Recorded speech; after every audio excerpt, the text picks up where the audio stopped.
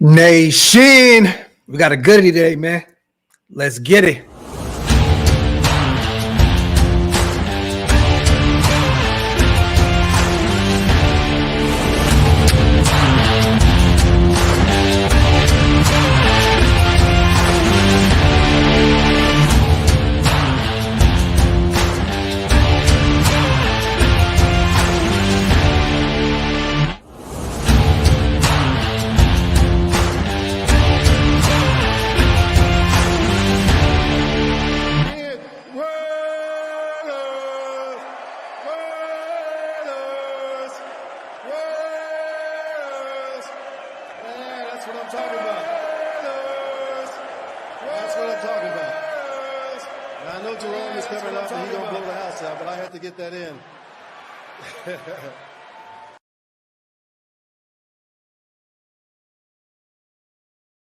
Yo, salute to everybody already here in the building, man. Y'all know what time it is. I can't even say welcome to the latest installment of Coffee and Convo because we're going to do something a little different today. I got my brother in the building, a very, very close personal friend of mine, my guy backstage right now. We're definitely going to bring him on here very, very soon. I just want to say real quick, man, salute to the chat. Make sure you guys wipe them feet, meaning hit them thumbs up. Also, hit that subscribe button if you're not subscribed yet. We're on our way to 30,000 subscribers. We cannot do that without you guys. And now, without any further ado, I got my dog, my brother, Mitch. Yo, what's up? That hat is so cold, bro. Yeah, I found this company called Culture Kings, man, and I'm not gonna lie, I got like 10 of them, man. I don't even know why I have hair anymore. I just wear a hat all the time. I'm not cool enough to be able to wear a bucket hat. I guess I got to have at least 2 kids to do that, or at least two, at least two, or be a little bit more cultured. But I'm about as white as they come, so maybe someday. Yo, man, how you been, brother? Dude, I'm doing good. I'm with you. You when you were talking about it, like, bro, June is slow. June is moving backwards. So I was like, hey, you want to link up? Let's do some stuff. Let's have some fun. Yeah. I'm ready to go. I got my drink pulled up, which I will say this. I'm not drinking beer today. I got myself a little like coffee drink. So if anybody out there is a big coffee fan, or wifey likes, let's say, an espresso martini, I want you to save this recipe, okay? Because if you do, you might get lucky enough later on that night for a little Haktua action. You know what I'm saying? We need some mezcal. You get 2 shots of mezcal in that piece. You get 2 shots of Kahlua, 2 shots of it's called Liqueur 43, delicious. And you just mix up a little bit of coffee, a little bit of the creamer that you want. I'm telling you this right now. I doubled this one up. It's a tall one. It's going to get weird today. It's going to get weird. So you got that. I got a bunch of beers. So I'm ready to take a few boots if need be. I am leaving tonight, you guys. So I didn't go get a 5th or a gallon or nothing because we have the Kevin Hart show tonight in Oklahoma. We got to drive back and forth. So I'm not going to go crazy, but we're going to have some fun. We definitely going to have some fun. I love it, man. Salute to Detroit. He said, Mr. Bang. Yes, man. Mr. Bang himself, the one that created the term himself, Mitchell Renz, man. Hey, where's Chugs at, man? Unfortunately, I'm at home, and if Chugs is here, then we got some other problems going on. But Alex is gone basically all day today, so she's wedding dress shopping with like her friends and her fam. So I'm just chilling with Chuck today. I just got done, got a haircut, went for a run. He's like passed out on the ground, so I was like, I got plenty of time to be able to hang out with Graphk, and I was trying to get wasted to pop on here too, but he's actually at work. He's finishing his last job right now. He said he's going to hurry up and try to get back to the house and jump on with us for a second as well, man. So, man, we just gonna have some fun today, man. We're gonna talk some Raiders, like you said, man, bro. I don't remember any month since I've started to do this. 4 years. This month is insanely slow, bro. Like, see, I said this on my show the other day because I dropped a video today why I think Max Crosby is the best defensive player in the NFL. And I think I put a lot of stats. So if anybody wants to go check out that video, please do. But, in years past, like I've been able to talk to more players. I've been able to even talk to more people kind of like inside that Raiders locker room. And it's a good thing. But like I've had a few guys that, who I talk to. Yeah. And they're like flat out like, nothing against you, brother. Like we're just not going to talk to anybody outside of the building this year. Like, we're going to keep it really, really close and in tight. And, I think that's part of the other reason why we're not getting as much stuff to talk about. And it's a good thing, right? Like, players talk to people like us when they're pissed off. And when you think about how bad Mayock and Gruden went, and you look at how bad Ziegler and McDaniels went, I think it's kind of for a content creator, it sucks a little bit. But then that Raider fan in me is like, all right, they're doing the right things, and I think it's a good thing, to be honest, that it's slow. AP changed the culture, man. He changed the way they go about their business. I've actually we always, we got connections and relationships with other players and people in the building, and likewise, no one's really trying to do too much. I mean, the only guys that genuinely are really, and they're not really talking too much. Salute to my guy Dylan Labe. He'll be on the show next week. That's a big get. Oh, you know what? I gotta have you pull up on me, because I was just talking to Trey Taylor, our 7th rounder at the Air Force. We're gonna go get lunch at the Star here very soon. So come out and come hang out with us. We're talking about getting him on the show right now as well. So maybe sometime next week or another few weeks. But I want you to build that relationship with him as well. He's from Frisco, but I didn't even know that. I didn't know that either. Yeah. That's pretty cool. I mean, I know I saw a video. I was watching like the Cameron Richardson Instagram story, and they were kind of like busting on him a little bit because apparently he doesn't wear socks, or like he wasn't wearing socks that day with cleats. So if you see him, that's the first question I'm going to ask, because I got stinky feet. I might have found somebody that's got more stinky feet than me. You ain't wearing socks with cleats. Hey, Mac Hollins Jr. Yeah, well, Mac's on a whole nother level. Yo, salute to the Mokes, man. They not like us. The Raiders pick a side and posted it on the gram. The West Coast is in full effect. Did you get a chance to watch that Kendrick show the other day? Kendrick and Friends? Oh my God. Bro, I know you're not. I know you like hip hop. I know you're not in the game like you. Like, yeah, no. Bro, you have to watch it, bro. They literally obliterated Drake, bro. I think Drake is pretty much done at this point. Like, really? Yes. Rest in paradise to Drake's career, man. And they're shooting the They Not Like Us video in Compton right now, back home. Oh shit. So yeah, they're going through it. Drake is somewhere sitting down, having a martini, debating life. I got to tell you this right now. Legitimately, I don't know anything going on with this Drake and Kendrick beef. Like, I don't pay attention to it. I actually wish I was a lot better at being able to pay attention to things outside of like chat sports, the Raiders, and like sports in general. But I suck at it. I don't pay attention to politics. I really don't pay attention to anything. Cooking, Chuck, the Raiders. That's kind of my life, which, you know what, Bryce B, cheers to you, man. Yes, Bryce. Salute to you, my brother. Appreciate you on a $50 Bizang. My God, #1 defense, Raider Nation. So I'm gonna ask you this, because I love that Bryce B put that up. Jack Jones has been speaking really, really highly about this defense, and I think he's gonna take that next turn in year 3. He's gonna be one of those top guys. I believe a shutdown corner. This upcoming season. I hope. Yeah, man. How do you feel about him saying that he stated something along the lines of, we want the #1 defense this year? I mean, realistically, top 3 defenses in the NFL in Mitchell Renz's eyes. Who is it right now? Right now, I made a video literally this week. I think the Raiders will have the #1 defense in the National Football League, and I think I have more than enough numbers to be able to back that up. Last season, over the final 9 games with Antonio Pierce and Patrick Graham, you're looking at a defense that allowed 16 points per game. That would have been #1 in the NFL at that time.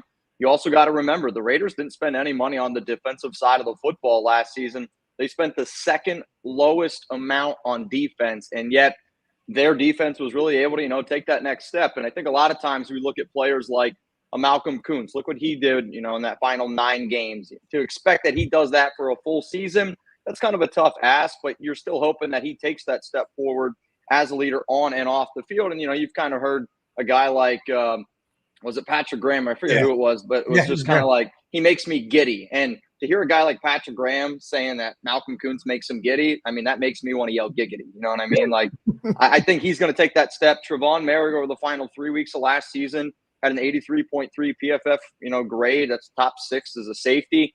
Then you add Christian Wilkins into this mix, who was one of the better run stoppers in the league. You have Mad Max, but it's another year with Patrick Graham, another year with Antonio Pierce. I think Rob Leonard, our coaching staff, is grossly underrated, but you still need to be able to take that next step. And if like a guy like Jack Jones, if he's able to take a step like Malcolm Kuntz did, or even, like Trevon Merrick was able to do, and he's able to really truly be that number one corner, I really truly believe that this defense, Tyree's got to take that step forward. Yeah. I don't see why the Raiders can't be the best defense in the NFL. And I'm not afraid to die on that hill because I've made enough videos about it. But then you add Marvin Lewis into the mix, another great defensive mind who has 15 plus years, experience as a head coach, and a guy that has a ton of experience with Antonio Pierce from Arizona State. I just think, man, that defense is going to explode this year. But the offensive side of the ball, this is something that a lot of people in the nation, including myself, and I know you probably as well, a little concerned, right? Because, of course, James Craig is back in the fold. He's running the O-line. We have Luke Getsy, who's a major question mark. They left a lot to be desired out there in Chicago. I know they had Justin Fields run first, approach as a quarterback, and they had a pretty good run game out there, But actually not pretty good. A damn good running game these past 2 seasons. I mean, what do you really truly expect out of Getsy this year? Because he's going from Justin Fields to a completely different player. And I'm just going to say Aiden O'Connell. Let's just say Aiden O'Connell starts, right? Completely different player. How does this offense work with a guy like Aiden in the fold? And then you take an all-pro running back like Josh Jacobs out, off of this roster. He goes to Green Bay. And now you're putting a lot of pressure on Zeus in year 3 to be that guy coming off those big games, nice 4 or 5 game stretch last season. How do you look at this offense, man? What are you worried about the most on the offensive side of the football? It's quarterback, right? Like it has to be QB. And if any Raider fan tells you that they're not worried about the quarterback room, their name's probably DeMokes, right? Like DeMokes is an AOC lover and DeMokes, MVP, baby. No, straight up, DeMokes.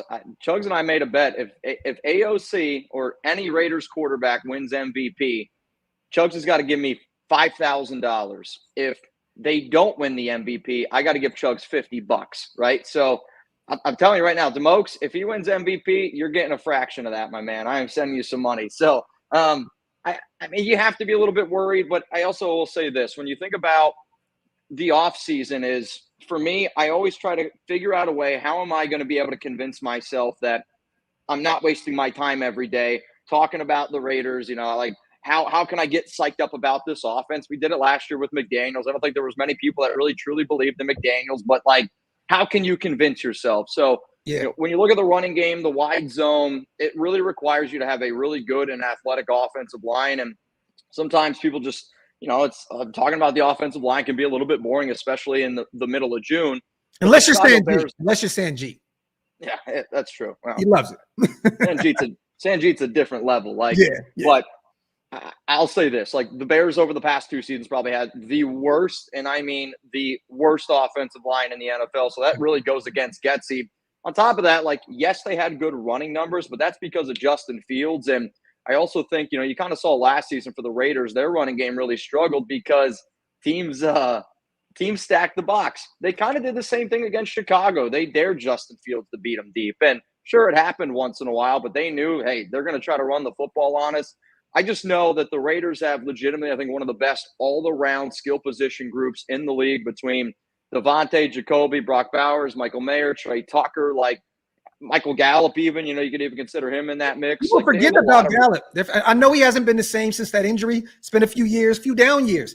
But this is a player, Mitch, that has had over 1,000 yards receiving before. He's got to stay healthy. Now, we got a guy down here in Dallas, and he told us that he's playing on one leg and that not many people were interested, which is why he got the $1 million or 1 year up to $3 million contract. Yeah. In terms of the running back room, though, I think running back is the easiest position to be able to replace in the entire league. And, you're starting to just see more and more teams go with this, committee. Don't get me wrong.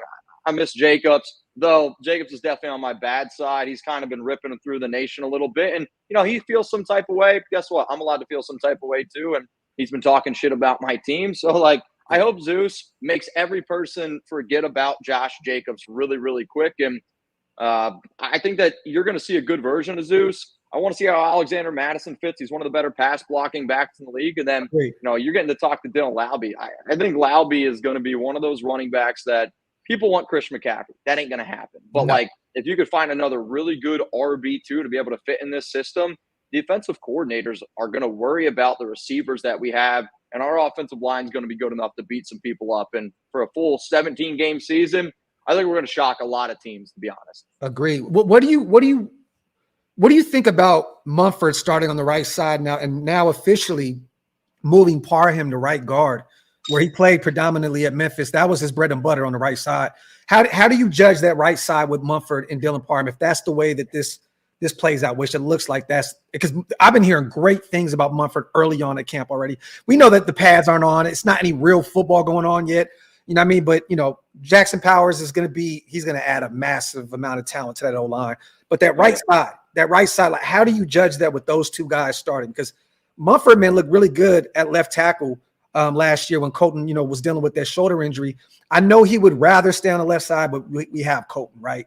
He's going to be starting on the right side. How do you feel about him being our starting right tackle? Because we went and got Glaze in the third round. He's not going to be ready to go yet. A lot of people think that Glaze is going to be a guard at the next level. I can see him potentially getting some guard reps at some point. But like, where do you lie with Munford? Well, first, I think I talked to Munford about 2 months ago, and I was like, where do you want to play? And he told me, I only want to play offensive tackle. Yeah. And it kind of reminded me of like the answer Jermaine gave me a few years ago when he was kind of trying to figure it out. And to be honest, I think one of the reasons why the Raiders did not bring back Jermaine Illuminor is because they were eyeing a player, like a DJ Glaze that can play tackle, can play guard. You get him at a lot cheaper of a discount. And, you got to believe in your offensive line coach and James Craig that in 2-3 years, maybe he can turn into a Jermaine Illuminor, and it's a lot cheaper overall. I'm confident in Munford. I do believe in him as a talent. And he was a player, 2-3 years ago, and he was at Ohio State before he had an injury or something like that. I want to say his junior year, that we had him as a round 1 overall grade. And I think just time and time again, it's just like anything in life. The more and more reps you get, the more confidence that you build. And it sounds like Munford is really confident. As soon as the Raiders drafted Jackson Powers Johnson, we said on our show immediately that that Parham's going to be going over to the right side. And that's kind of what I would want, because Parham has at least started 2 full seasons in the league. So I would want Parham to have his experience next to Thayer Munford instead of like drafting Jackson Powers Johnson, who's a rookie, and then you have another, kind of like a rookie starting. I like the more overall balanced offensive line approach where you stick a rookie in Jackson Powers Johnson between a proven veteran and Andre James, a proven veteran Colton Miller. That's going to help him develop into, becoming the offensive lineman that we want him to turn into. I think it's the exact same thing for that right side of the offensive line. You put a experienced veteran who's got, I say veteran, he's entering his 3rd year, but 2 years underneath his belt, and Parham, you put him next to Thayer Munford. I think that helps out Munford concentrate on what he needs to be able to concentrate on, being that tackle, where if you got a rookie next to you, there might be that little extra stuff going on in the back of your mind. Like, is he going to know the assignment? Do I have to handle him? But I'm fired up.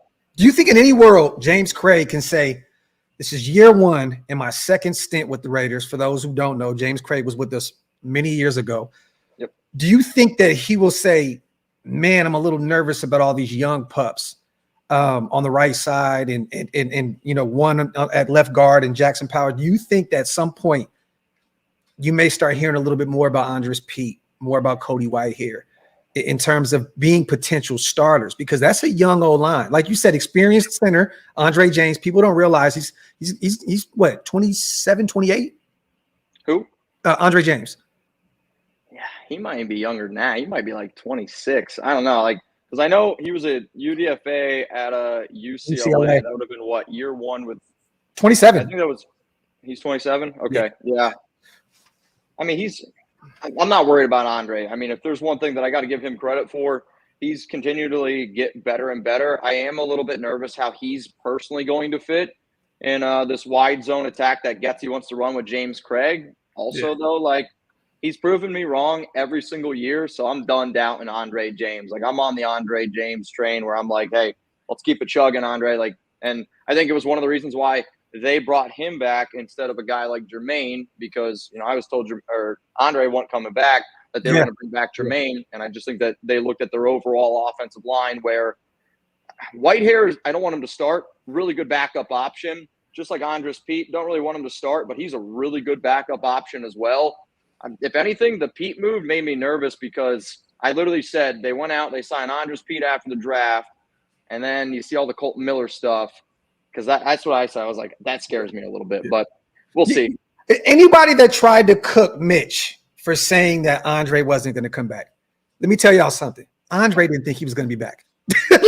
like real talk. So like all the talk about Mitch doesn't know and blah blah blah. Look, James didn't expect to be back. He thought we were going to move on. So I know he wanted to be a Raider. I know he's happy to be here. You know, Colton Miller is one of his closest friends, both UCLA products. You know what I mean? So it's good to see him back. And now when you look at that contract compared to all the other money that's going around with these centers, it's actually a really good deal. You know what I mean? It's essentially a one-year deal. You can escape it if he doesn't look good this year. And then you have Jackson Powers Johnson ready to go if need be. So, but no, he didn't think he was going to be here. So I found that funny because everybody, oh man, Mitch always acts like he knows this and knows that. Look, Mitch has some pretty close ties to some of them offensive linemen. And you know, those are my guys. I'm always been a big in the trenches guy. And then, you know, like you think about the offensive linemen don't get no love. So to be honest, a lot of the agents that reach out to us are offensive linemen. Like, hey, can you get my guy some love? And it's all good. They've been nothing but nice to me. They've been nothing but kind to me. Andre's a really, really nice dude, and I wish him nothing but the best, man. Good guy. Salute to Hug D's. Salute to our brother, man, Chugs as well. No Dak Prescott. No. I do not want anything to do with Dak Prescott. You're going to be paying him a massive amount of money to be the master of mid. I am okay off of Dak Prescott. Salute the Hug. We boasted the O-line in the draft. We got a QB-friendly Mayer and Bowers. AOC's deep ball accuracy is excellent. As long as the running back room works, we are good. Now, I'm going to ask you this, Mitch, because, you know, we drop a lot of content. We don't get a chance to watch everything that we do because we drop a lot, right? Realistically, I know you're not that heavy on Aiden O'Connell, and rightfully so. I totally understand why. Do you have him starting over Minshew, or do you have Minshew starting as week one approaches? I mean, I would say right now, if the season started, they'd probably roll with Aiden just because, and I named Aiden one of my mini camp winners and losers just because, you know, we heard so much talk about Aiden. And I, like a lot of the notes that I got were just like, Aiden seems to be more of like the leader of the football team compared to Minshew. And like, the bottom line is I don't know who's going to start. Nobody really knows who's going to start. And it's really not going to be, I think, determined until training camp, August. And if I'm Antonio Pierce, Tom Telesco, if I'm that entire team, I don't tell anybody until we show up on week one. Like, I legitimately don't want to know who the quarterback is. The Raider fan in me, the content creator fan in me, yes, I do want to know who the starter is. But, like, if I'm the Raiders, I literally am like, the day before the game, I don't know who's starting. No idea. You make the Chargers prepare for both of those guys. Like, that's what this team should do. And I also think it's one of the reasons why, you know, there's not too many notes out there of how the QBs look. And, yeah, there was a lot of notes that, like, the offense struggled, but I'm not surprised. Like, you're talking about a defense that we're talking about being a top 5 defense in the NFL, led by Max Crosby, Christian Wilkins, a dominant group, entering their third year, most players with Patrick Graham, getting into that second year with Antonio Pierce. And then you got an offense that's got to learn a completely new system. Like, they didn't just get rid of the OC, right? Like, offensive line, new running back coach. New, right? The Cadillac Williams is out there working with those boys. Everything is new on the offense. And not even just that, Mitch. We're struggling on offense. Devontae wasn't out there. Colt Miller wasn't out there. You're missing a ton of starters. But I do love, because I'm hearing really nice things right now about Trey Tucker. I'm excited to see that he put on some weight. He's a little bit more swole. I'm excited to see what this kid does in this system this year, man. But, I mean, what do you expect? Like you said, it's a whole new system from top to bottom. You're missing starters all across the board. I mean, what do you – and the pads aren't even on. I would have been more worried, to be honest. I would have been more worried if they would have been like, our offense is cooking our defense. Yeah. Because I would have been like, that actually scares me. Because it's exactly what I expected. They're going to have a lot of time to be able to figure it out. And quite frankly, if our offense can just be, I think, 16th in the NFL, if we can be an average offense in this league, we're going to be a playoff team. Like, and I agree. We won 8 games last season, 8 games, and there's no way our quarterback play can be worse. If it is, it's going to be a rough year, man. Rough year. So your quarterback play can't be worse. I think your defense gets better. You don't have Josh McDaniels. I don't understand how we're at 6.5 wins, but again, bulletin board material. Throw it up there for me. Salute to my guy AR Bowling, man. Appreciate you on the $20 holla, man. Question for both: is the nation base of the beating we gave KC on Christmas Day, do you think this is the start or the point where they fear more and take us seriously compared to us saying that we're the laughing stock of the NFL? So I assume that you're saying pretty much that win against the Chiefs, are they taking this a lot more serious? I think so. I mean, look, Bowling, what did their head coach, Andy Reid, say? 3-time Super Bowl winner. He said that game woke us up. They didn't lose a game. They haven't lost a game since then. They went on a nice run, won the Super Bowl in our place. Definitely, man. I mean, look, if the Super Bowl champs learn from that, I guarantee you the league is on notice right now. Like, yo, the Raiders are for real. And AP got this, got that defense firing on all cylinders. Yes, I definitely think the NFL is going to take us a lot more serious, especially when you plug in a Christian Wilkins, all-pro type player next to Max Crosby. That's just going to unleash him this year. I mean, what do you think, Mitch? I think teams are going to take us seriously in the same vein that, like, teams took, like, the Pistons really seriously, like back in the old days with Jordan, where the Raiders might not win every game. Spoiler alert, they're not going to win every game. But I really, really, truly believe that NFL teams, knowing going into those games, are like, this is going to be a battle. Like, this is going to be a team that they're going to try to beat us up. They're going to play old school football. And, like a lot of times we talk about the quarterback play. We talk a lot about these skill position guys. But sometimes it just really comes down to who's the more physical football team, who's winning in the trenches. Yeah. And the Raiders showed you this entire offseason, we're going to win in the trenches. They're going to win on the defensive line. They're going to be able to bring forward. They're going to be able to get pressure. That's really going to be frustrating for offensive coordinators. And then, on the offensive side of the football, I think they're going to try to just confuse the shit out of people with 12 personnel, and they're going to be able to do a lot of different things. I think Harrison Bryant is a player that a lot of people are sleeping on. He's a good tight end, in my opinion. He's our tight end 3. Yep. They're going to be able to do 2 tight end systems, I think, with Michael Mayer, Harrison Bryant. You can line up Brock Bowers out at wide receiver. I call Trey Tucker the secret weapon for the silver and black, because that's going to be another dude that he might not put a lot of stuff up on the stat sheet, but if you use him in the correct way as I think he's going to be the best decoy that the NFL has seen in a long time. Like, if he's on the field, you got to respect it. And if I'm the Raiders, I'm moving you all over the football field. That way we can figure out what type of formation we're in. And if he goes deep, you can't just allow him one-on-one. He's going to burn guys. Yeah. Which, to me, what we're going to see this season is a lot of one-on-ones with Brock Bowers, Jacoby, Devontae. Devontae probably won't see as much. But then again, if there's a one-on-one opportunity, our guys are going to be good enough to win that opportunity. You just got to make the right read. Give me some bold predictions this upcoming season.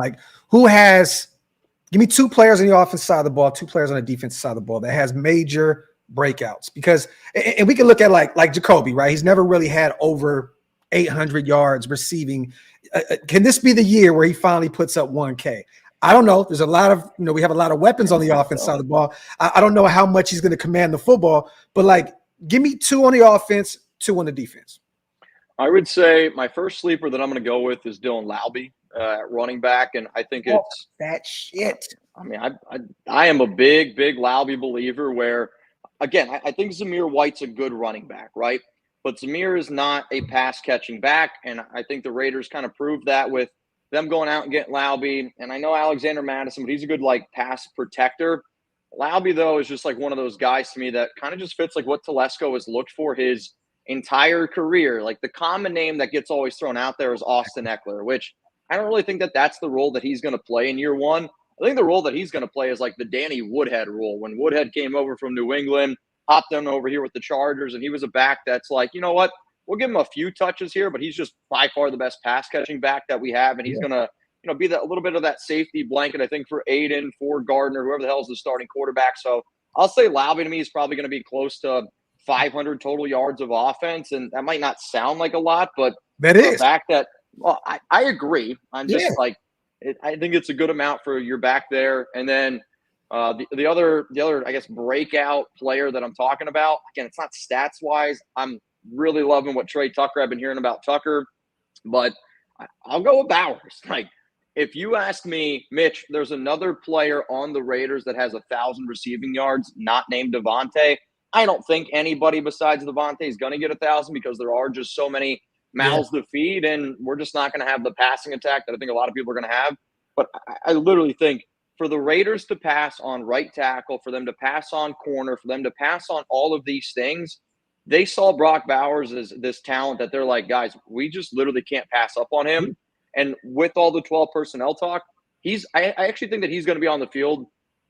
I think he's going to be right up there with Jacoby with snaps, because he's going to be on the field if he's the only tight end, but he's also going to be on the field if they want to run more like 3 wide. He's going to be in the slot. Yeah. They hit the upgrade button on Hunter Renfrow. I mean, that's what they did. Yeah. I mean, I don't know if you got a chance to. We broke down his tape a few weeks ago, and watching him. Oh, my God, man. Watching him at Georgia, line up all over the place. I mean, the guy's just – he was the best player on Georgia. He was the best player on Georgia the last 3 years, a team that a lot of people consider was one of the best college football teams for a 3-year stretch that we've, maybe ever seen. Like, he is – I know what he looks like, right? I'm having the same conversations with people that I did with Renfrow. Like, I'm like, I get it. He looks like he should serve you grapes, right? But when you see him on the field, if he was – I mean, let's be real. If he was black and covered in tattoos, people would be like, this guy is unbelievable. But he looks like an accountant, and he's going to go out there, and he's going to drop some knowledge on people. The businessman. Salute the Rebel. Mitch owes me a tequila shot. He skipped his tab. I did. I don't know if I did, Rebel. I'll be honest. Thursday and Friday on the Raiders Report, it's a little bit blurry. So here's a game, Graphk, that we play on the show on the Raiders Report. It's called Shot Clock, okay? Rebel, because you're a real one, I'm going to go down, and I'm going to grab my mezcal because I'm not drinking beer today. It's not a beer day. So I'm going to run down. I'm going to go get my mezcal, and it's called Shot Clock. So from the moment I get up, I'm going to go get it, and until I come back, every single $10 super chat that comes in, I'm going to take a shot of mezcal. Little shot, little sip. But if you guys could add a question into that, that would be dope. Salute to my guy, Rebel Montana, in the building, man. Appreciate you. You guys wipe them feet, man. Hit them thumbs up. If you're not subscribed yet, make sure you hit that subscribe button. Salute to my guy, D. If Anthony Brown gets busy during the preseason, do you think he will get a bunch of hype like Aiden? I don't. I truly don't. I like Anthony Brown. I watched him very closely since he played at Oregon. He is a dynamic talent. You know what I mean? But me personally, I think they already know the route they want to take with the quarterback position. I think it is Aiden's job to lose, and Minshew is going to be that security blanket in case Aiden can't get it together in year 2. But I don't think there's going to be a ton of talk about Anthony Brown. You know what I mean? I'm gonna keep it a buck. I'm gonna be real with you. Love the talent.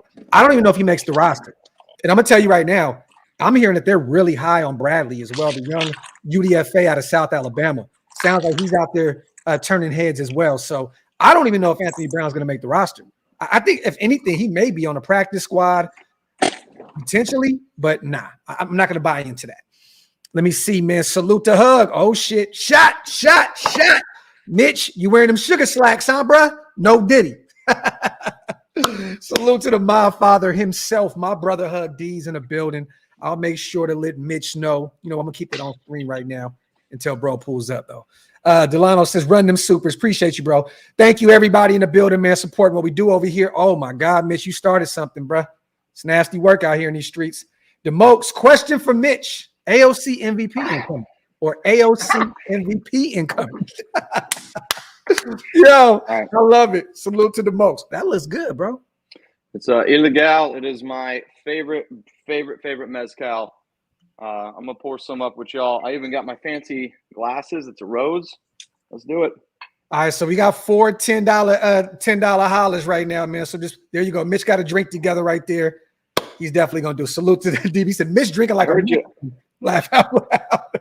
I mean, I never drank like a Mexican growing up because, quite frankly, like, I'm not kidding you. And I'm not kidding. I would love to take you, Tiff, and the boys to Danville because they would look at all 4 of y'all like, why are these wild animals walking around Danville? Like, when I took Alex home, I'm not kidding you, dude. When I took Alex home. I know. No. I've been to Pennsylvania, bro. Like we went to a skating ring out there one time. Amish country. An hour outside of Jamestown, New York. Dog, I've never seen anything like. There was real buggies and shit. Like they really had buggies I was like, I've never seen anything like that in my life. It's My like, grandpa had a buggy, and but that was for like farm work more or less. But yeah, like, I'm telling you right now, like, when I can't wait because Alex's dad's side, they're black. I can't wait for us to just bring everybody up to Danville. People are gonna be like, "What the hell is going on here?" But hey, next time you go, let me know, bro. I gotta tap it up there because it's the most interesting shit. Because they look at us like how we look at them. Like, what the fuck is that? now, like when I go back to Danville and I see people, and I'm just like, "You're still here." Like, there's one person I went to high school with, still doing the exact same job they did in high school. I'm just, which, to each their own. People are going to do their own. If anyone's still doing their same job from high school, it is what it is. But like at the same time, I'm like, man, you guys got to get out of Danville. There's a lot more to see out there in Danville. Like our hometown threw a parade when they put in a Taco Bell because all we had was Wendy's. I'm not even kidding. Hold on. There's a Taco Bell now in Danville, and it's a big deal. They threw a parade for something that Devontae has in his house. Dude, if Devontae actually had Taco Bell in his house, Eminem has one. Huh? Eminem has a Taco Bell in his house. And look what's happened to his career since. Salute to Tano. Your thoughts on Madden's cover with the Raiders chasing McCaffrey in a game that never happened? They knew what they were doing, right? They knew what they were doing. But, I mean, they had a few of our rookies on the cover. Like, and it was road jerseys, and they had their home jerseys. We've never even played them in Santa Clara. Yeah, so to be real with you, man, Tano, they knew what they were doing. They know Raiders and Niners hate each other.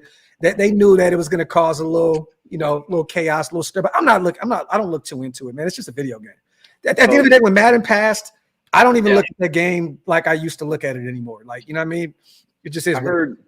I was downstairs. I heard you talking about Anthony Brown and Carter Bradley, and everything you were saying, I agree with. I actually had somebody tell me that they might actually keep Bradley over Anthony Brown because and I actually don't think this will surprise Raider fans once they hear it. Think about what this team has done the entire year. They're bringing in guys that have like experience with, I don't know, like players or first coaches, right? Mm-hmm. They bring in coaches that played in the NFL before. Antonio Pierce is one of those guys. Like they want that type of relationship. Then you look at an Isaiah Polamalu, hearing really good things about him. Why? I mean, maybe he's got that extra connection with Troy Polamalu, Trey Taylor. He's got that extra connection with Ed Reed. So I think they're looking at players that they've been around football their entire life, and they want guys that have it up here a little bit more. And if you're thinking about your third string QB, I do think Carter Bradley would be able to execute Luke Getsy's offense probably a little bit easier than what Anthony Brown would. On top of that, his dad is Gus Bradley, like the Raiders' old DC. So this is somebody that's been around a lot of football his entire life. And just because of that, that could be enough of a tiebreaker to be able to get him in. Also, huge shout out to Taino Raider. Graphk, I know you guys are big WWE fans. So is Chugs. Taino got me, and I'm not even kidding you when I say this. Oh, I seen it. I've probably told more people about this belt because I went to my buddy's bachelor party 2 weeks ago at this point, and he's a huge WWE fan. I was like, bro, you guys see what Taino gave me. And he's like, some Raider fan just got you that? And I'm like, people don't understand at all. I think I love Raider fans also because, again, where I'm from, people just don't look like a lot of Raider fans, and being able to go out there to Oakland and you just meet some of the nicest freaking people in the world, right? And that's, I mean, it was an unbelievable thing for Taino to do that. And he was more excited than we were. He got us a belt for his birthday. That's crazy. Hey, man, he's one of the GOATs over here, man. I definitely appreciate what he does.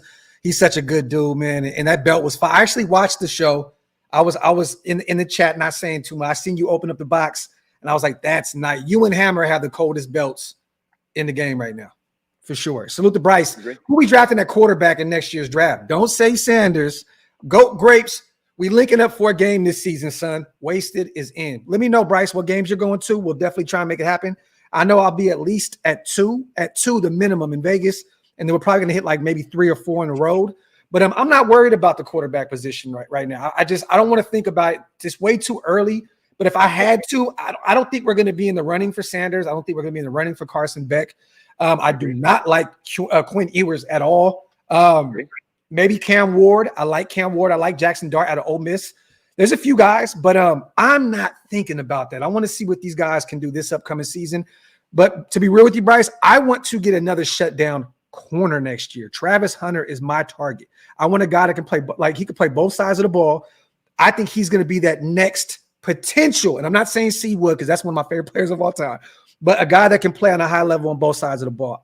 I'd rather go get a corner and go get a veteran quarterback. I don't see AP trying to bet on another rookie in year 2 if it doesn't work out this year. That's why when Chugs put up the Dak Prescott thing, it's a little scary to me because it can happen, Mitch. It can, but you'd be paying 50, 60 million a season. But I don't think they're going to go a young quarterback. I think we would get a veteran if this thing doesn't work this year. What do you think? I mean, I'll say this. I think that, all these people wanting Sanders, all this, like, if I told you if his last name wasn't Sanders, nobody's talking about him. Yeah. Colorado won 4 games last year. Yep. Imagine any other, you give me the exact same stats, any quarterback, exact same stats, and their college football team minus rushing yards, sacked a million times, even though the O-line was nasty. Not going to happen. Now, don't get me wrong. Like, I literally told, and I'm not afraid to tell people this because there's the balancing act of being a content creator. There is no player in the world alive right now outside of if Conor McGregor was the Raiders QB, that if Shedeur Sanders is the Raiders quarterback, there's no doubt that there's more eyeballs on your show, my show, because that's going to bring eyeballs. Agreed. But there's also that part of me where, Shedeur recently has been a lot about me. Like, Shedeur is a big me guy recently. And I think when you look at this Raiders team, you want to have players that come in with that mentality that Jackson Powers Johnson has, where he's like, you know what? I'm going to play for that team. I'm going to play for that team on the front. That way they bless my name on the back. And that's the mentality you need to have. And he's not that guy. Bro, you're too young to remember. You know what I mean? I'm going to show my age here, but I remember Deion coming out of Florida State. He was the same person. Like, this is his son. Like from top to bottom. Like me. And then Deion got a little older and became a veteran and kind of quarterback, though. You know what I mean? Like, he's totally different. Yeah, no, exactly. But I agree. Like, I think that Sanders has all the potential in the world, but I think that he's going to be a guy that's going to allow everything else in the world distract him from what means the most, which is football. If you go to Vegas, I can only imagine Dre's being shut down every week. The club is going to be shut down. Like that's who Sanders is. And I don't think he's going to change at all. And mind you, hey, live your life, King. Do whatever you see fit. Yeah. I don't think that that's going to work with AP running the show. I think he wants to bring in a guy that's going to, head down, play football. And that's another reason why I think Dak Prescott could be a potential. Look, man, Dak, we live in Dallas, you guys. Do I think he's a bad football player? No, by any means, I do not. I think that he's had a lot of talent around him, a lot. I think if Derek Carr, and this is me saying this, was on a lot of these teams, he'd have the same type of success. He had a lot of talent on the defensive side of the ball. A lot of those years, he had a great O-line. They starting to, lose a little traction there. But they had no run game last year, and he still looked pretty well. Look, he was having an MVP season most of the year last year. But I think that they're going to look at him potentially. But I don't think that Tom and them will want to spend $50+ million on a talent like Dak Prescott. I do see the Raiders next offseason. If Aiden and Gardner don't get it done, I do see them going out and paying a pretty penny for a quarterback. And I do think Dak is actually a lot more realistic than even I want to admit, right? Like, I've said it 100 times on my show. I don't really want Dak because I don't want to pay a quarterback $60 million that I believe is never going to win a Super Bowl. Like, Dak's going to be a QB that he might get us to the wild card. He might get us to the AFC Championship. But at the end of the day, I will never be okay with the idea of paying a QB $50-60 million. If at the end of the day, if you look me dead in the eyes and you go, is Dak Prescott ever going to win a Super Bowl? My answer is always going to be no, right? Like, I don't think that that's the case. However, though, if you are AP and Telesco and you need to be able to prove to people, hey, we got it going. I know that there's that scare of the 50-60 million, but then I just think about the smoke where there's fire. I know I said a lot on my show, but now there's this talk of they might do a quarterback salary cap. Yeah. Right? Yeah. And the QB salary cap. And then there's the NFL team salary cap. So until we know what that looks like, it's not impossible to think that Dak is the Raiders quarterback next season. It's not impossible to think that maybe another QB that's going to make a lot of money on the open market is because until we see the fact that the NFL is talking about a QB salary cap, to me, it's only a matter of time. It's only a matter of time because it happens every year. Happens all.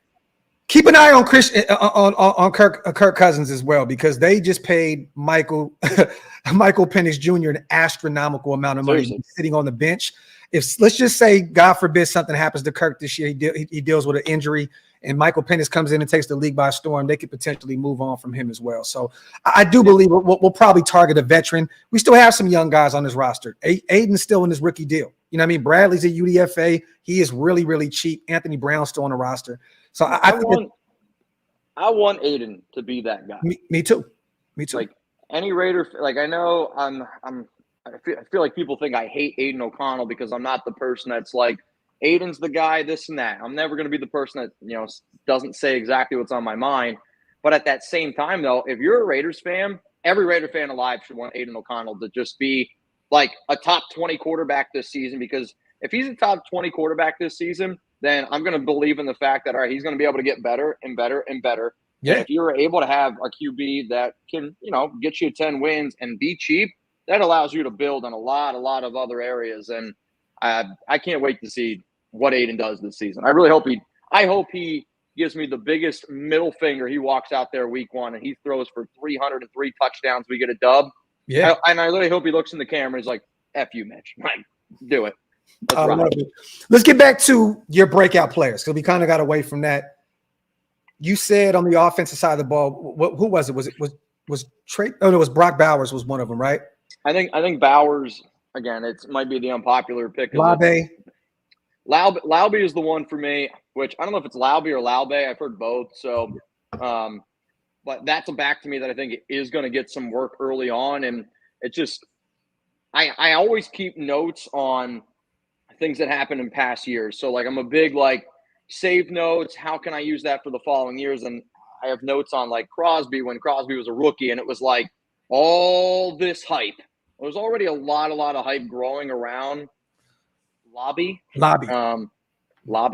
So, and I think that he is exactly what Telesco has looked for. And, I was somebody that was like, I don't think Zamir is going to put up the numbers that a lot of people think that he's going to put up, because they're going to go by committee. Mm-hmm. And I was, Laube was one of those running backs that I said, watch out for the Raiders to potentially target him late in the draft, because, we were talking about the Marshawn Lloyds, the Ray Davises, and those guys went a little bit earlier. So when those guys went off the board, I was like, watch out for, Laube, and where's he going to be able to go? And the Raiders went and they got their guys. I love this year's Raiders draft, man. I do. And he has a veteran in Amir Abdullah that signed a 1-year deal, who's our third down back at this point, that he can learn from. I think a lot of people tend to forget how Amir played at the collegiate level. Like, he was a baller in college, bro. And I know he's getting up there in age. We brought him back to be like that veteran, one of those veteran leaders in the locker room. He'll probably play a lot of special teams, but I think he's going to put his arm around Dylan and kind of coach him up a little bit, so to speak. So I think that Dylan can have a big year. Do you really believe that Tyree can get over that hump this year? Because realistically, man, there's so much talent on that D line, Mitch. Like there's only so much everybody can cook. Malcolm Kuntz this year is going to have 10 plus sacks. I'm telling you now. Max is going to get close to that 20 sack range. I think Christian Wilkins can get anywhere from that, from let's just say 9 to 12 potentially. And then you still got Adam Butler and John Jenkins, who's we're going to get a couple. They'll get a couple because they're going to be freed up a lot with all the other talent that we have on the D line. Where do you really see Tyree this upcoming season in terms of production? Now, I'm not as high on him as Chugs is, and I think a lot of the people that follow Big 12 football a little bit closer than I do, I don't really follow a lot, but you meet some of these guys down here in Texas, and they're like die hard, blow hard, like Big 12 football. And Tyree, you look at his numbers from when he was a senior. It was 61 tackles in 10 games. Yeah. And he was just an absolute field wrecker. And I think he got put in a really, really unfortunate situation last season, from an injured foot to dealing with McDaniels to the Chandler Jones situation. There was a lot that he had to deal with. But, to me, I do believe in the talent of Tyree Wilson. And, I've been able to meet him. He's a gigantic human being. He's been working with Max Crosby. I made a video that I said that I believe Tyree's going to shock the world this year, because, you can talk about the player and people can look at the player and you can't look at him and say that there's not upside there, right? And I think most Raider fans can agree with that, but is he going to be able to put it together? Mm-hmm. My next following question to everybody is, do you believe in Max Crosby? Do you believe in Rob Leonard? Do you believe in Patrick Graham? Do you believe in Antonio Pierce? And I feel like if you asked 100 Raider fans that question, it's 100 people are saying yes. So I saw what the Raiders were able to do with a player like Malcolm, and no disrespect to Malcolm Kuntz, he's not as talented as Tyree Wilson. No. If Wilson really applies himself this year, and he's got to know. Like, Kuntz is my guy, and I agree with you. I totally agree with you. If he puts it all together, you know who I kind of use him as a measuring stick, and it's an entirely different sport. He reminds me of Zion Williamson. Minus the getting porno chicks pregnant shit. Like the physical specimen, he's a physical specimen. Like if you put it all together, you can stay healthy. There's no denying that. Like he can be that guy. He just has to stay healthy, and he has to make sure that he takes this offseason serious. And when you got a guy like Max, I mean, it's just clear as day. He's going to make you do it.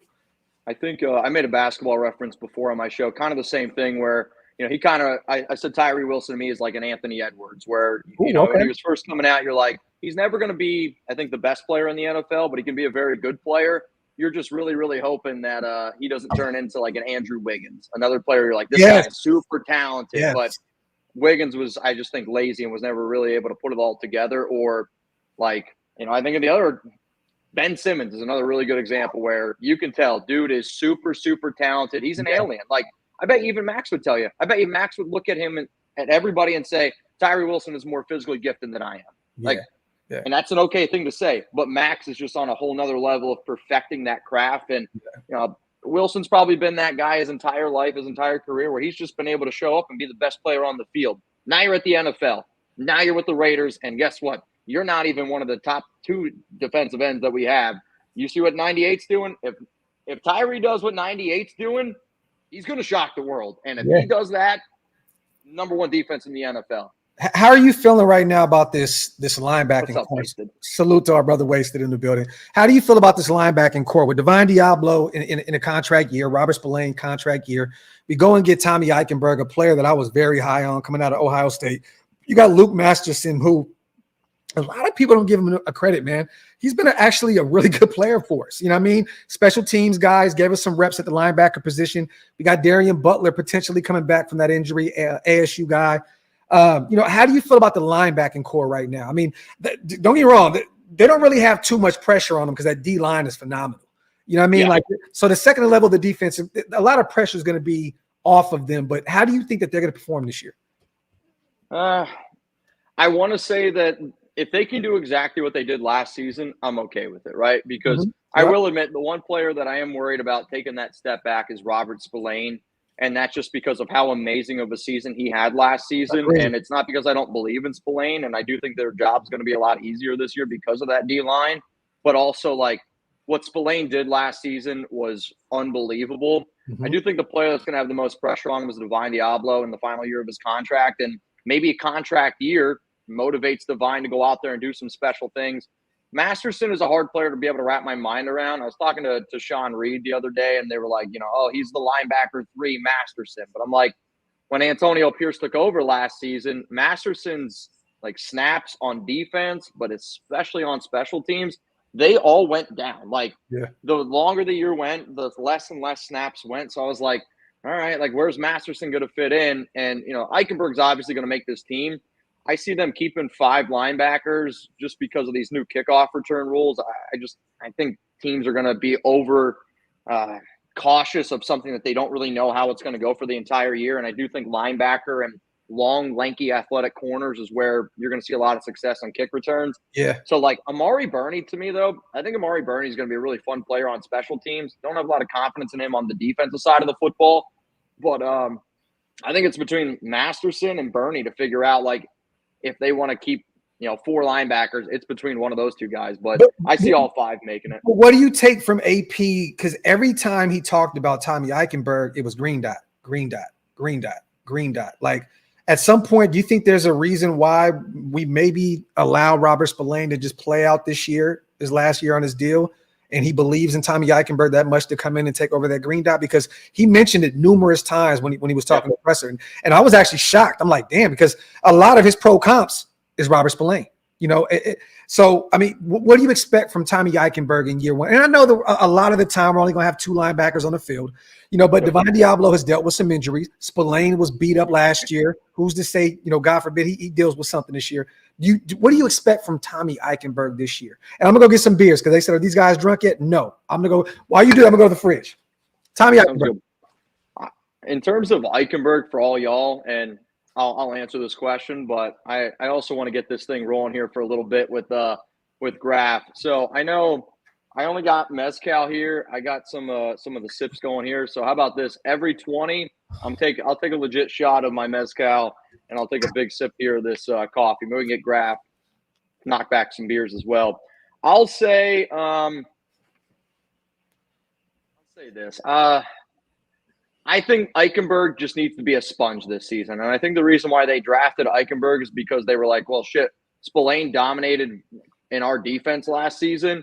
So how can we find another player that reminds us a little bit of Spillane? And I think that's what they found in Eichenberg. Yeah. But, like, in terms of putting up numbers, I don't know how many snaps Eichenberg's really, truly going to get. Like, if he can go out there and get you 300 snaps this season, I think that would be a pretty good number there for the rookie.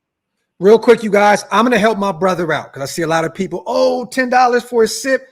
I'm going to help my brother out. We're not going to get Mitch. He got to go about his day-to-day too. So, look, cheers, my brother. Thank you so much for pulling up and having some fun with us today. I got you guys. Let's get it.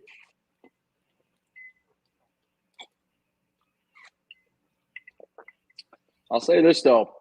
I take those sips because that has to be a shot on – a sip is a shot to me on the Raiders report, and that's just the God honest truth. That was for that, Hug D's. Yep. I was acting tough on your show, and then I left. It's one of those things where, like, if people really want to get wild today, you guys let me know down in the comments section right now. I'll go down. I got a full case of Michelob's, but the only way I'm cracking those mother rappers open is if y'all are gonna turn up with us. Like, I'm dead serious. Like, bro, it's the only way. Because Huggies, I love you too, man. Yeah, it's you just gotta be careful because there's times like where I've done shot clock, right? I've done shot clock, and then it's all of a sudden you owe 54 shots. And it's like I'm a sip. I'm a sip. Yo, bro, I left that day. Oh shit! There we go. I left that day. Good. Remember you walk with me and Tiff to the car. You and Chugs. I was like, okay, I'm a little faded. I'm cool. You can ask Tiff, bro. We got in the car. We jumped on the highway. We're on the tollway. I said, babe, pull over real quick. Everything went gone. Cooked. I'm telling you, Mitch and them don't play over there, y'all. That shit is for real. Salute to my boy Bryce. Shot time, Graphk. 2 shots. I'm on the moonshine. I got you, bro. Salute to Bryce. Let's get it. I'll go get some beers. I'm going to go get some beers. ITK, I've seen you talking a lot of shit about me recently, ITK. Not on this stream, but on a lot of other streams. So I'm just letting you know. I see you. ITK? Hey, man, look. Hey, man, Sanjit's our bro. So if you want to show him some love, it's all good. But you can't disrespect one of the GOATs of the Raider content, man. You can't do that. Let our guy live a little bit. Salute to Patrick B. Hold on real quick before we do this. Patrick B and ITK, we love you too, bro. You already know. Bang! Salute to my guy Patrick B on a 100-piece special. Do we make another big signing before camp or wait to see who gets cut from other teams? Raiders! Patrick B, I think we ride it out with what we have. Simple and plain. I think they want to see what we have. I'm hearing really, and I wanted to ask you this, Mitch. This was my next question to you as well. I'm hearing really good things about Ja'Cory and Bennett right now. A lot. So I think they're being patient. I don't think they want to jump the gun and go out there and pay Stephon Gilmore, big money. I don't know if they want to go out there and try and make a trade, to secure that second corner opposite of Jack Jones. I think they want to ride it out a little bit. I think they want to see what we have in pads. I really, truly believe in Ja'Cory and Bennett, man. I think he has all the intangibles, the size, the skill set. If you watch his tape at Maryland, the dude was a dog. And last year, His confidence was stricken so early on in the season because of those bad calls from the refs. I just don't think that he bounced back from it. You know what I mean? And I think this year with AP in the building, like truly calling the shots, I think that mentally, he's just going to have it. He's going to be stronger this year. Jacorian Bennett is going to be one of them ones. But what do you think? You think we make a big signing before camp, or do you think we just ride out with what we got? I'll be honest. I don't know. I had somebody who I trust pretty close to me tell me that they seem to be pretty confident right now in Brandon Faison and in Jacorian Bennett. Yep. Where, like, Faison's 27. He's a veteran. And when they told me what they did, so I'll kind of walk you through the thought process of it. Right now, I would say Faison has the advantage over Jacorian because they're going to run a defense like Patrick Graham normally does, the bend but don't break, and they're so confident in their defensive line to be able to get pressure that they're thinking what Brandon's really good at is keeping guys in front of him, and he doesn't really get beat deep often, where, like a guy like Jacorian, he's a little bit more of that risk taker, and he does get beat a little bit more often deep, which is, I think, what scares the Raiders. But they want to be able to develop those two guys, and I think they also want to be able to use that $34.1 million in salary cap space that they have, just like in, given extensions, maybe roll over to that quarterback that we've been talking about next offseason. Like, I agree. I think Jacorian's like a bigger version of a Meek, a boomer bust guy, a boomer bust guy that'll give up a big play, but that'll make a big play. Like real talk, Jacorian does kind of remind me of a Meek Robertson in a sense, just a bigger version. But you're right. Brandon Faison is definitely great with keeping opposing receivers in front of him. And they're saying all the right things about Brandon Faison right now. And he's healthy. He's healthy. Yeah. He's ready to go. So we shall see. But still, that corner room, we need to add a piece. We do. I agree. I agree. We need to, because think about it, bro. If let's just say Brandon Faison isn't what they want him to be, and Jacorian's not ready in year 2, then what? I mean, if I'm the Raiders and I see that we have $34.1 million in salary cap space, right? And I don't think Stephon Gilmore's going to cost a lot of money. I don't think Xavier Howard's going to cost a lot of money. And I think, Gilmore might be the guy you probably have to pay him like $10 million. And he made $10 million last season for the Cowboys. Agreed. Raiders still have the money to do it. Where like Xavier Howard, on the other hand, I think he'd be more willing to take like an incentives-based deal where, if and I'll tell you this right now, if they said, hey, Xavier, here's $7 million, you can make up to 14 if you hit like X, Y, Z on these interception numbers, snap numbers, and that, I'm okay with paying Xavier because I know when he's at a high level, I don't think he finds a job this year. I don't think he finds a job this year. I don't. Because of what happened, I don't think Howard gets signed anywhere. And if he does, I'll admit, it's going to be a minimum, like a very, very small contract. It's not going to be anything like insane because it was weird behavior. Like, let's be real. It was weird. Like, and I will say, it's been a player that I've talked very, very highly about. Me too. When you go back to some of those days, like, when I first started working at Chat Sports, I would also cover a little bit of the Miami Dolphins. And, Howard was one of those guys that he was just way too often. You used to hate that shit too. You used to hate that shit. See, hey, this is when Mitch really became a Raider fan. He hated covering the Dolphins, bro. But it's work. It's work. I hate to say it because we're live. I don't want to. But you did not enjoy that. You did not enjoy that. Well, I mean, again, any company when you're first starting to get going, you got to cover a lot of teams. And we made videos for a lot of different teams. I mean, that's why I only went live once a week for Raiders. But now, luckily, we've been able to grow at Chat Sports, and I have actually been thinking about covering another team. But it would be in the NBA. And I've thought about it because, we've had so much fun, like doing all of our football stuff here for the Raiders. But then I've also thought Chugs and I have been talking about covering main events just on the Raiders Sport, hanging out with Raider fans, where, I don't know, Game 7 of the NHL. I'll be honest, I don't give about the NHL. But, I'd like to believe if Chugs and I were live and if people wanted to pull up where – it would be more of a show have some fun. Well, you would tap in and we would just bullshit it around and we would just talk about whatever, talk about the game. So let me tell you something. As of late, me covering the Tyson stuff, then going to cover the WNBA game, I'll be in Vegas 2 weeks. I'm covering I think it's the Pac-12 and some other stuff. Like, it is fun, man, going out and doing other things that you usually don't tend to do. So, like, real talk, bro, like, I think you should do that, especially around this time when it's slow and there's so much other stuff to talk about. I think you should, bro, because I went and covered the Aces. That shit was fun, bro. That was fun. I'm not even a WNBA fan at all. Now I'm an Aces fan, bro. Like, I'm in. Like, after the Monarchs got kicked out the WNBA, I was like, I'll never watch this shit again because my home team, we won a championship, and the next thing you know, we're gone. I'm like, I'll never do it again. It's fun, bro. It's fun. I'm telling you. I believe you. I just, it's one of those things. I'm trying to think. There's one girl on the Aces that I'm not gonna lie. I have one of the biggest crushes on that one Aces player. She's got like the silver hair. Oh, beautiful.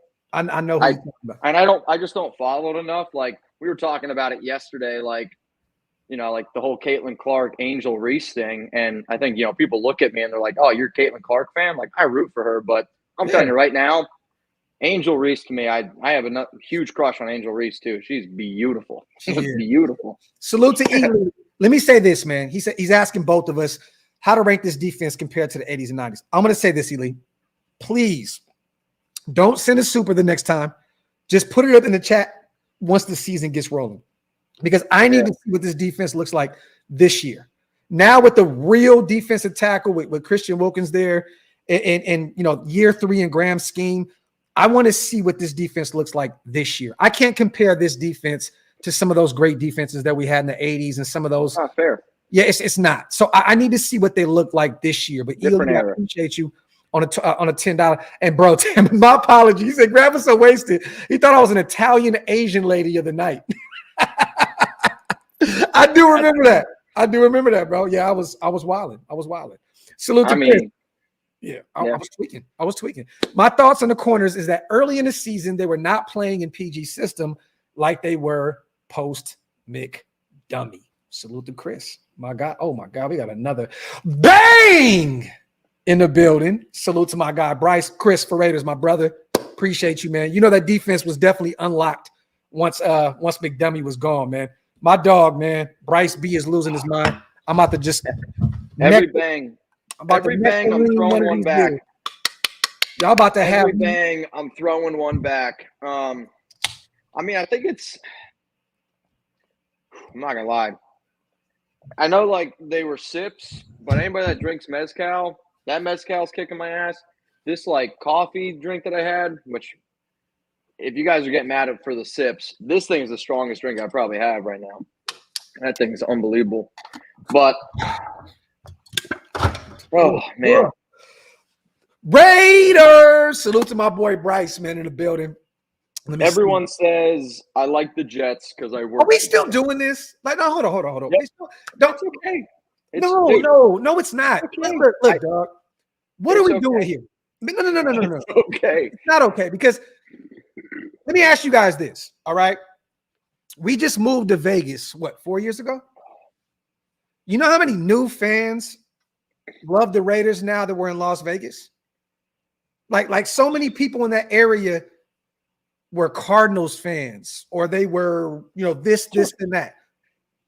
Now the Raiders fans. Can we call them fake fans? Because we get caught in this. Everybody, look, I'm gonna pop my collar a little bit. Everybody can't be me and a lot of these people in the chat that grew up like in diapers wearing this shit. You know what I'm saying? Like, but we have to stop this whole narrative. My brother goes out here and gives you guys free content every day, every single day, to cover our team. What the fuck does it matter? Like I hate this whole narrative of Jets. I just seen Jets, I just seen Cowboys. I'm like, what are we doing here? Like, are we like what? I got one the other day that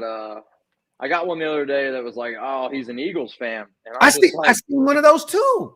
I'm a fan of apparently every team. I mean, I think it just comes down to two things, right? And you get it too when you're a content creator. You're held to a little bit of a different, higher standard, and that's definitely totally okay. Understandable.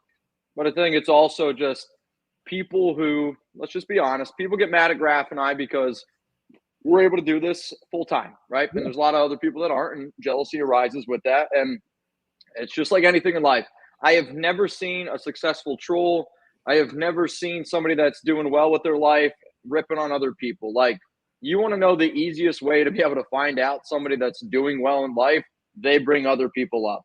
They don't bring people down. And like, it is what it is. Like, I see like Ray Raider, you know, you can think that, man, it's all good. Like, Watch but this. at the end of the day, like, I Boom, boom, bleed boom, silver boom, and black. boom. My boy Ray is out of here.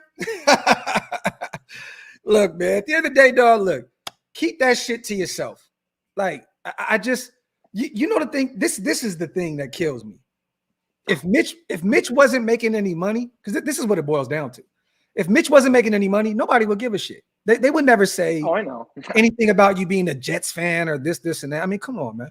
You know what I mean? So it is what it is. You know, look. And I'll, you know, like, I think it's also like, people, and I know people, there's a lot of people that don't like me. It is really, but then there's also a lot of people that rock with me. Like, But they don't like, know you.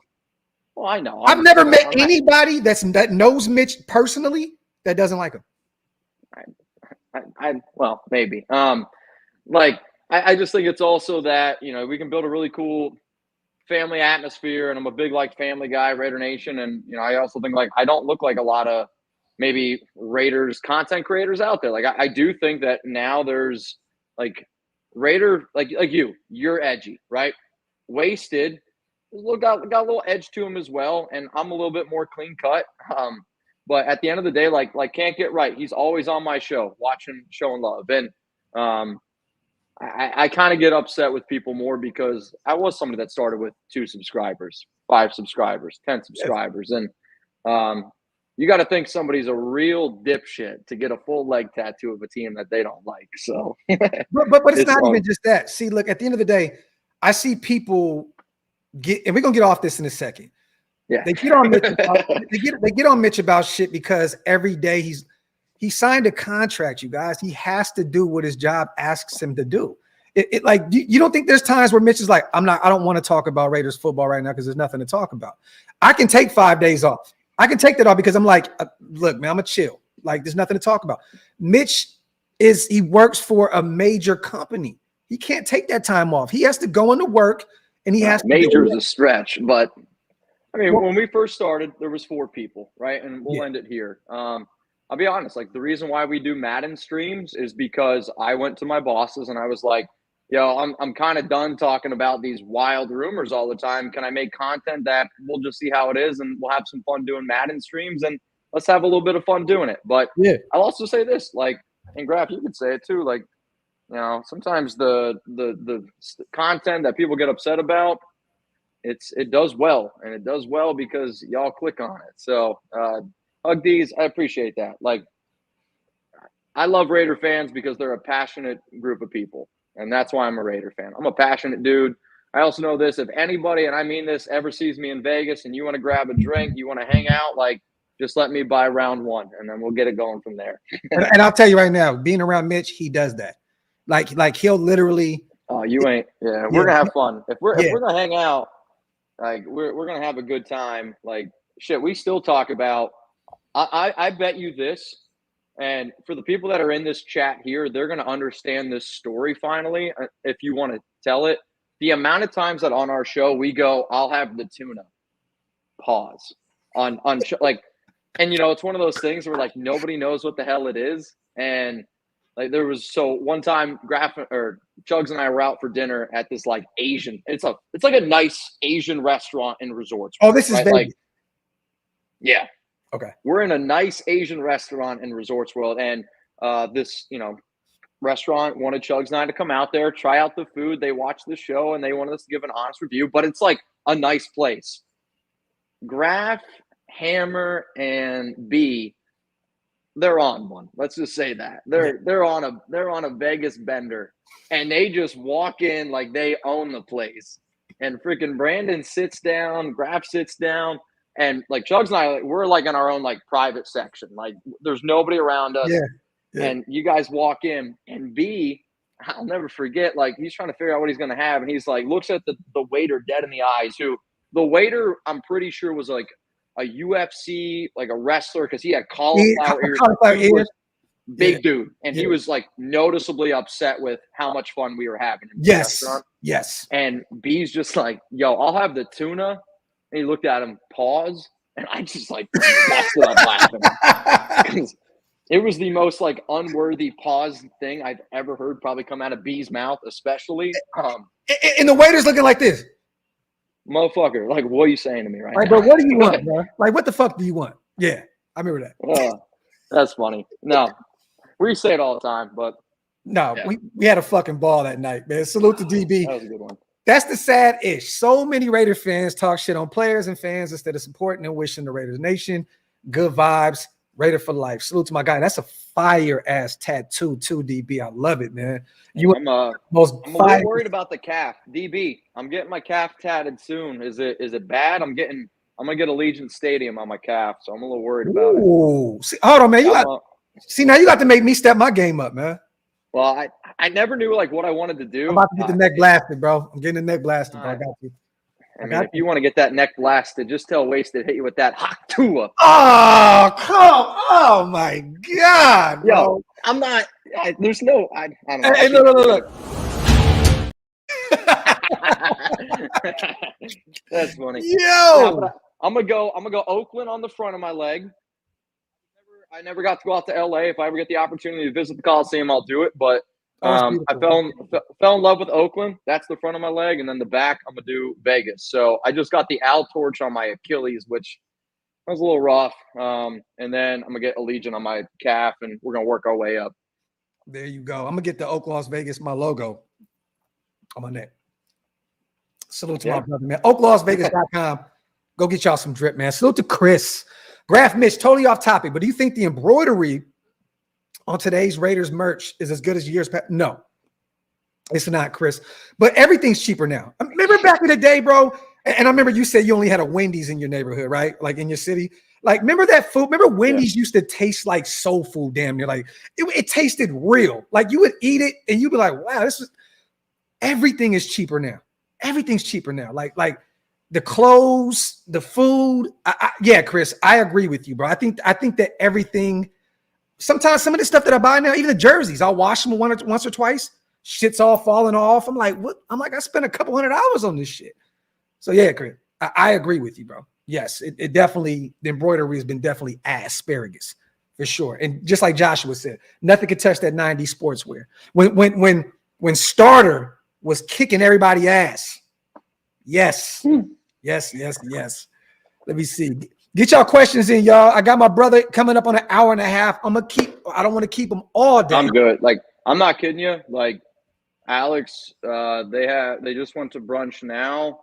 They have one more dress spot to go visit. So I'm not kidding you. I got nothing to do today. And the fact that I have nothing to do today, it's my first probably weekend in a long time that I got nothing to do. I'm chilling, dude. I'm not even kidding. We're good. Let's get it. What do you think realistically? Okay, let's do this. I want the chat to get involved with this. And I know you've probably already done it on your channel because there's only so many different ideas we can come up with in terms of pushing out content, right?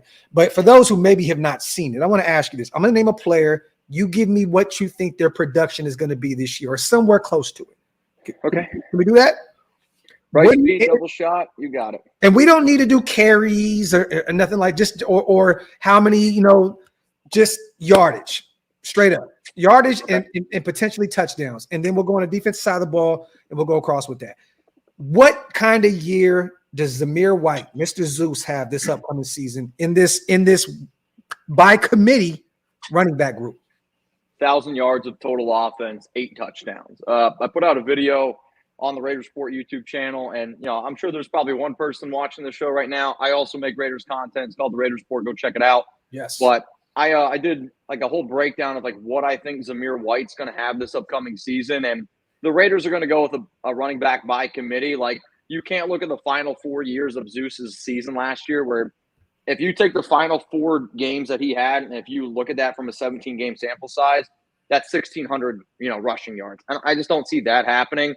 Where I see this Raiders team, and maybe I'm just a little bit higher on Dylan Laube than a lot of other people out there. If you're not as high on Laube, I'll probably say something along the lines of like 1,200 yards for Zeus. But I just see him being right around that 1,000 total yard mark, because the Raiders are going to be that team that I actually think they're going to be a nightmare for defensive coordinators, because they're going to be able to beat you in a lot of different ways with 12 personnel and a lot of the different things out there. So And definitely. Yeah. I want to say this. Salute to my brother Stu. Happy birthday to Stuart Schweiger. Big bro. Love you, bro. But what he said too, when he came on the show, he said, as a defender, it's so difficult to defend 12 personnel. He said, I don't think you understand how important this is going to be for this offense. You know what I mean? Because there is some deficiencies, like the quarterback spot. Like, we don't know. The run game is very questionable. We don't know what this can be. But 12 personnel is going to open up this offense. He said it's so difficult to defend. Happy birthday to our brother Stuart Schweiger. So, okay, I got you on that. All right. Devontae Adams, all-pro. Last year he had a down season, you know, by him, right? Like I mean, Devontae, any receiver would love to have over 1,000 yards receiving, but last year was a dud in terms of production with Devontae Adams. What do you have him doing this year?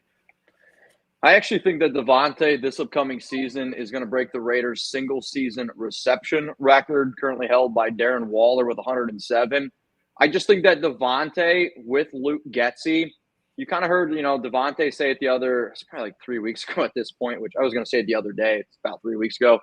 He's the one guy that I do think, like, knows this offense a lot better and has a lot more experience in that offense. And if you're a guy like Getsy, you're going to lean on Devontae, right?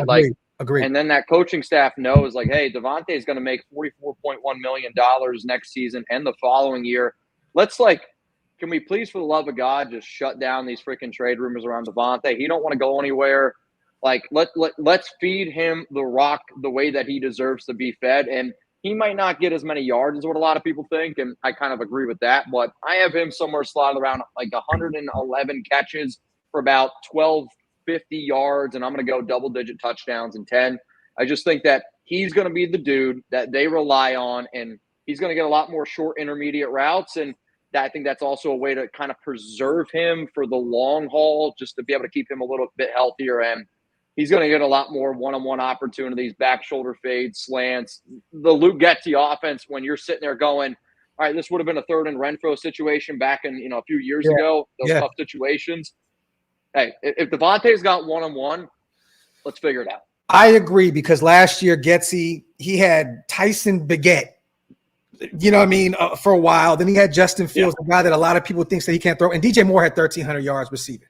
So, and that's a guy that he had no familiarity with. Year one in his system. Right. Devontae's a guy that he's had a lot of success with in Green Bay. I agree with you. I think that he's going to have a big year this year. I still believe Brock and these other guys are going to get their issue.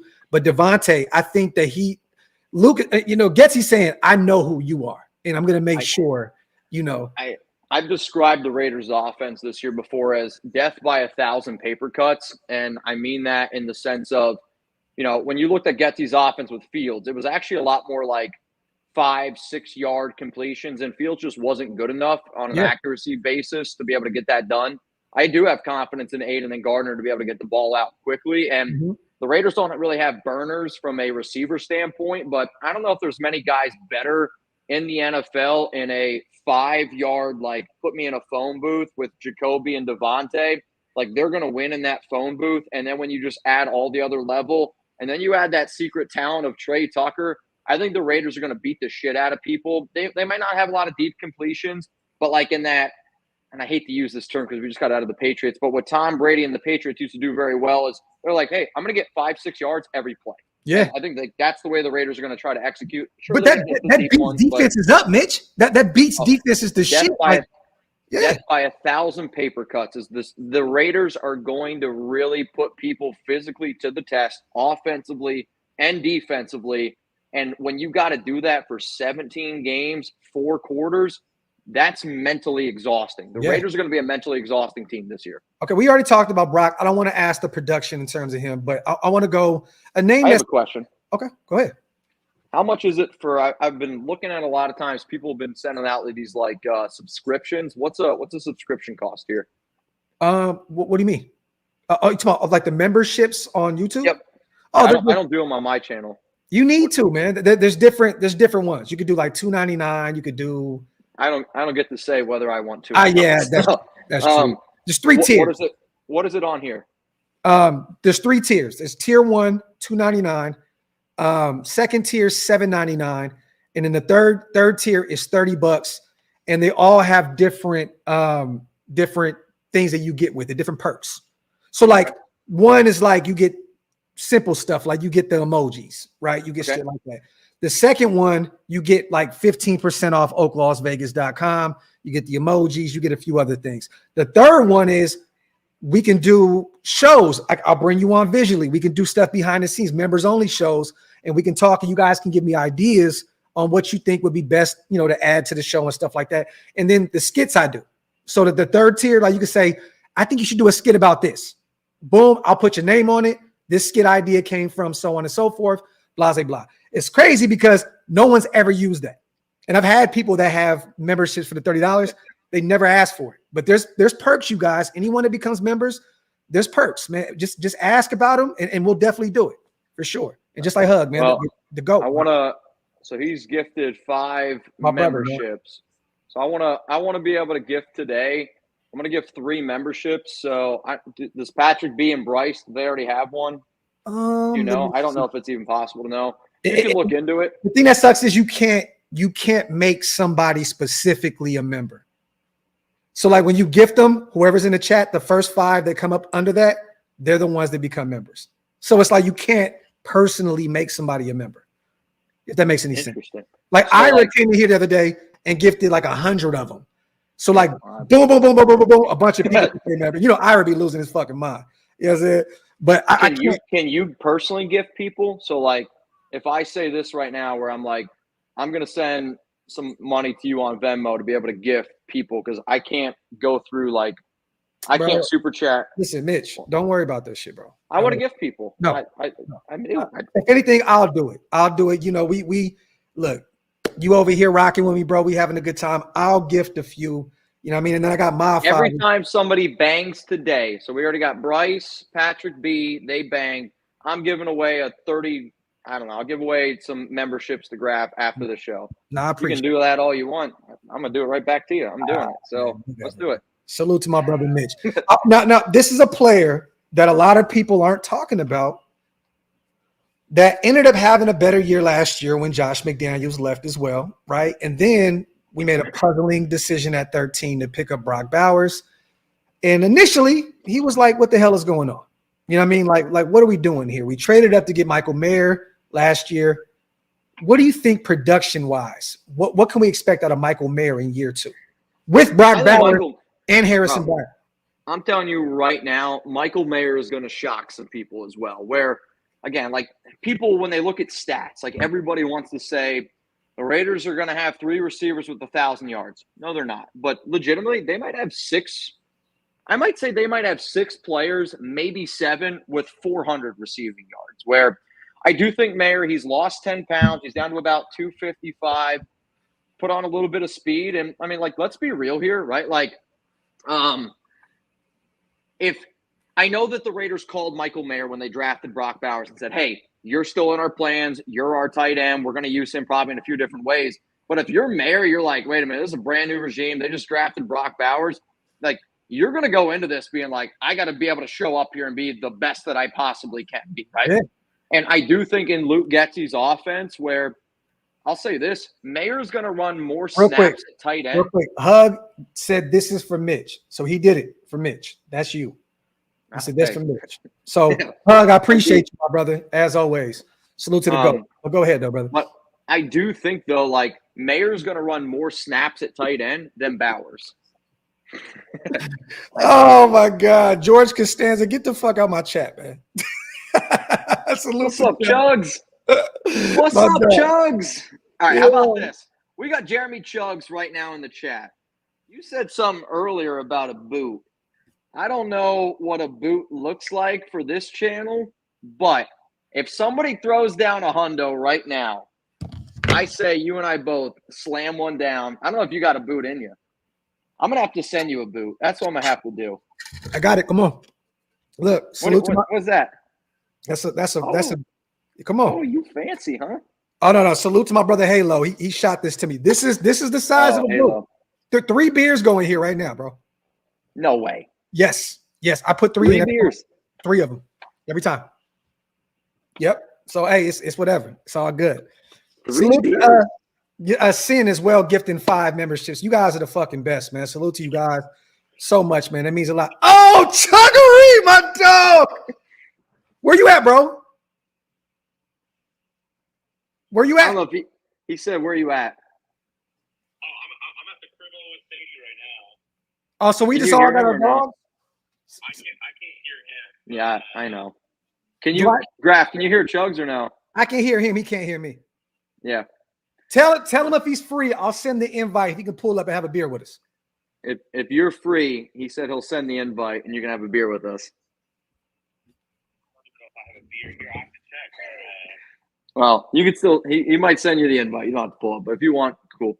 Yeah, scary ass. Graphk looks like a big bean. I will.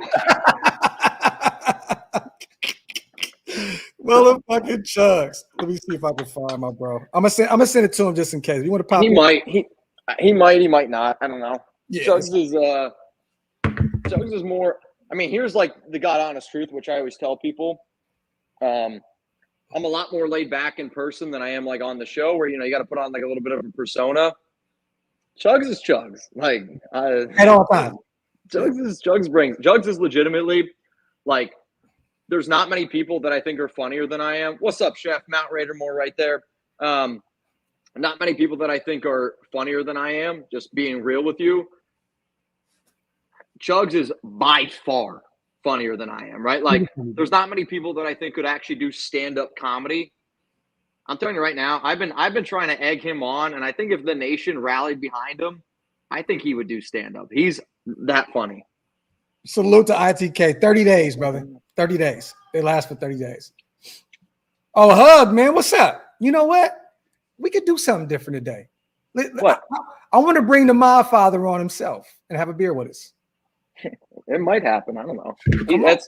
That's Chugs is a lot more expensive than I am. Let me see if my brother Hug will pull up real quick, man. Let's see. Where's he at? Where is he at? Mr. Corrigan, check the group chat. Check the group chat. I'm sending it over to you. While I do that, salute to my brother Ridge back in the building too. My guy, appreciate you, brother. All right, take the chat real quick, Mitch. I'm gonna go grab another drink, and I gotta take a fucking piss. All right, hey, you know what? We do rules or rules here. So, Raiders report game. Graphk left. Let's get the shot clock going. Let's do it this way though, because I know some people were a little upset with the way that I did shots on here, and we do it a little different. So we're gonna go every single $5 super chat. Now, when I say this, we got to take this back to Oakland style, where I know this: if I'm drinking in Oakland, y'all are drinking with me, right? Like that's where I became a Raider fan, because people were just sharing drinks, food. Man, it was a beautiful, beautiful thing. So every $5 super chat that comes in while Graphk is gone, we're both going to take a sip of our drink here, and hopefully, if you're watching this on Saturday, you're doing the exact same thing. So. Yeah, Chef, you already know. We're doing $5 shot clock, though. We're doing $5 shot clocks with beers. I think that's the way to do it. I was trying to figure out how to super chat on this show, on this stream, but I usually do Venmo, so I don't know how to figure it out. Jen, D-Lot was like, I think the first place I ever was. Was D-Lot where the black hole tailgated? I was only out there 3 times. I was out there for 2019 week 1 when they played the Broncos, week 9 when they played the Lions, and then the final game at Oakland against the Jags. And D-Lot, Graphk, was D-Lot where like the black hole and all those guys were? B-Lot used to be lit. All right, so D-Lot or B-Lot? Oh, the B-Lot. So where was the black hole? Do you remember like where they used to go? Oh, the black hole was in a D-Lot. D-Lot. Okay, No, but yeah, the D-Lot used to crack too, though. I mean, that whole stadium used to be insane. Oh, bro. Dude, I'm not even kidding you. Like, I can remember, which was probably my favorite part about the Oakland tailgates, was like, it was just rows of just like different parties. And I can remember the first time I went out there, I mean, we probably only had like 16K subs at the time. And it was just like, yo, Mitch, do a beer. Yo, Mitch, do a beer. I'm telling you right now. Mitch, hold on real quick. Have you ever seen Mario go through a tunnel? Yep.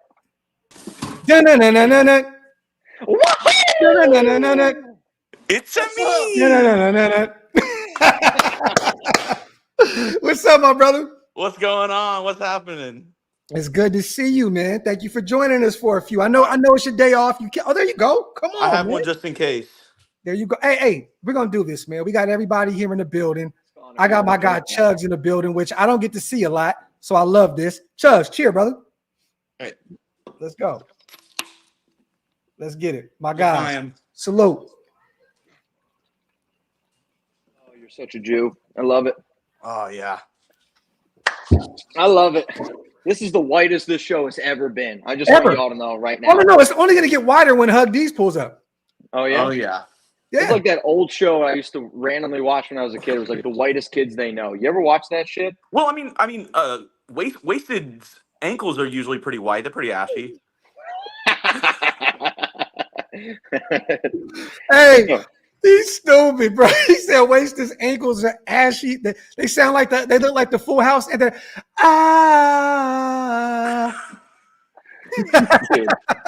Dude looks like he ran through a field of powdered donuts. Bro, hey, I told him that you said last night that he was ashy as shit, and he was on the phone literally in tears, bro. Yeah. I promise you, because we gotta. Mitch was like something like Jergens, like is it Jergens? Something like is that how you? He was like, he said some shit. I was like, you stupid, bro. My man needs some petroleum jelly. I don't know what he needs. He needs something. No, we gotta get like a live like Yo Mama battle between you two. Like we gotta figure out like a stream. Like it's the dog days of June. Like I'm down like one Friday happy hour where we just all go live and we just I don't want to do a Yo Mama. I don't feel it's just gotta be me and Wasted. I can't talk about somebody who was born in the 1800s like that. That's not right. So he is ancient. He's ancient as fuck, and he owns that. And look, if one of y'all can get him to take his hat off, I'll delete my channel. Take his hat off? I will go work at Kroger. I heard Wasted's hair is as thin as art feathers. What does that mean? What? Art feathers? Art feathers? I don't know. And I just came in from hitting the piece, so I'm feeling pretty good. Yo, you talking about the pit, like the feather you can write with? Yes. Yo, Wasted. Hold on, bro. Hold the fuck on, dog. Man. Let me nah, dog. Yo, what are you calling him on as what? I'm calling him on FaceTime. He's trying to page him right now. Martin, a quill. Yeah. A quill. He said his hair is as thin as a quill. Is that what that's called? A quill? Yeah. I was trying to think about what the name was. Your hat's getting lower and lower. I just want you to know that. I know, man. I know. That shit leaned me, bro. Chugs literally. Yeah, that was the one. That was the one. Let me see. Salute to everybody here in the building, man. Graphk. Go ahead. Go ahead. Graphk, I was about to say, I know I was messing with y'all yesterday, and I was in and out because I was doing some shopping with the old lady. But what is your take on Dak? If next offseason, if he's a free agent, if the Raiders are looking into it, because a lot of people in our chat hate Dak Prescott. They're like, see, I don't hate Dak. No way. I don't hate Dak. I've never. First of all, he lives up the street from me. I see him as specs. Like I've seen him there a lot. Remember the time where he got in trouble for buying all those bottles and having that party? Yeah. Mitch, remember the apartments I used to live in before I moved into the house? They used to come to. We'd be at the pool. The pool, yeah. That was right next door. I used to see him there all the time. Bro, he is a cool ass dude, bro. Like that's the kind of guy you want your quarterback to be. Chill, like a leader. You know what I mean? Doesn't do too much. I have no problem with Dak Prescott. I don't want Dak, dude. I just, if you can get Dak for fucking Gardner Minshew money, I mean, shit. But $60 million, bro, like now, what Mitch said, if they end up making the salary cap separate for quarterbacks, maybe that's something we can revisit. You know what I mean? Different conversation. Yeah. I just think you put Dak on this team right now, the Raiders are top 3 favorites in the AFC. Damn, they're definitely up there. Like I think Dak on this team, they win 12 games. Like But I mean, again, he you're won not paying 12 a last year. quarterback, but you ain't paying a quarterback $60 million to win 12 games. You're paying a quarterback $60 million to hoist a Lombardi. And Chugs thinks that Chugs thinks that Dak on this team, we have a chance to win a Super Bowl. I don't know. I do. I just don't believe in Dak. I mean, look what Dak did with CD. He has Devontae in Las Vegas. Offensive line, pretty good in Las Vegas. Defense, better, in my opinion, this year than the Cowboys were last year on defense. This year, it's to be determined, but I have to agree. I think this defense will be better. But last year, Bland performed phenomenal for them when Diggs went down. Diggs is coming back. They moved Gilmore. Salute to my guy, Garyon Conley, too, man. Once again, my brother just got signed with the Cowboys. Look, that defense is deep. That defense is deep. But that offensive line definitely is not the same as their defense was good, but they couldn't stop the run. Their defensive tackles might have been worse than the Raiders' defensive tackles last year. Yeah, they were built to be in the lead.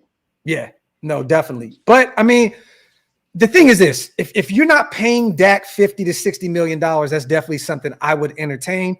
It's just that's too much goddamn money, Chugs. Like if you're paying $60 million, I want a quarterback that you know is for sure coming in and going to elevate everything and potentially take this thing to heights that we have not seen since 2002.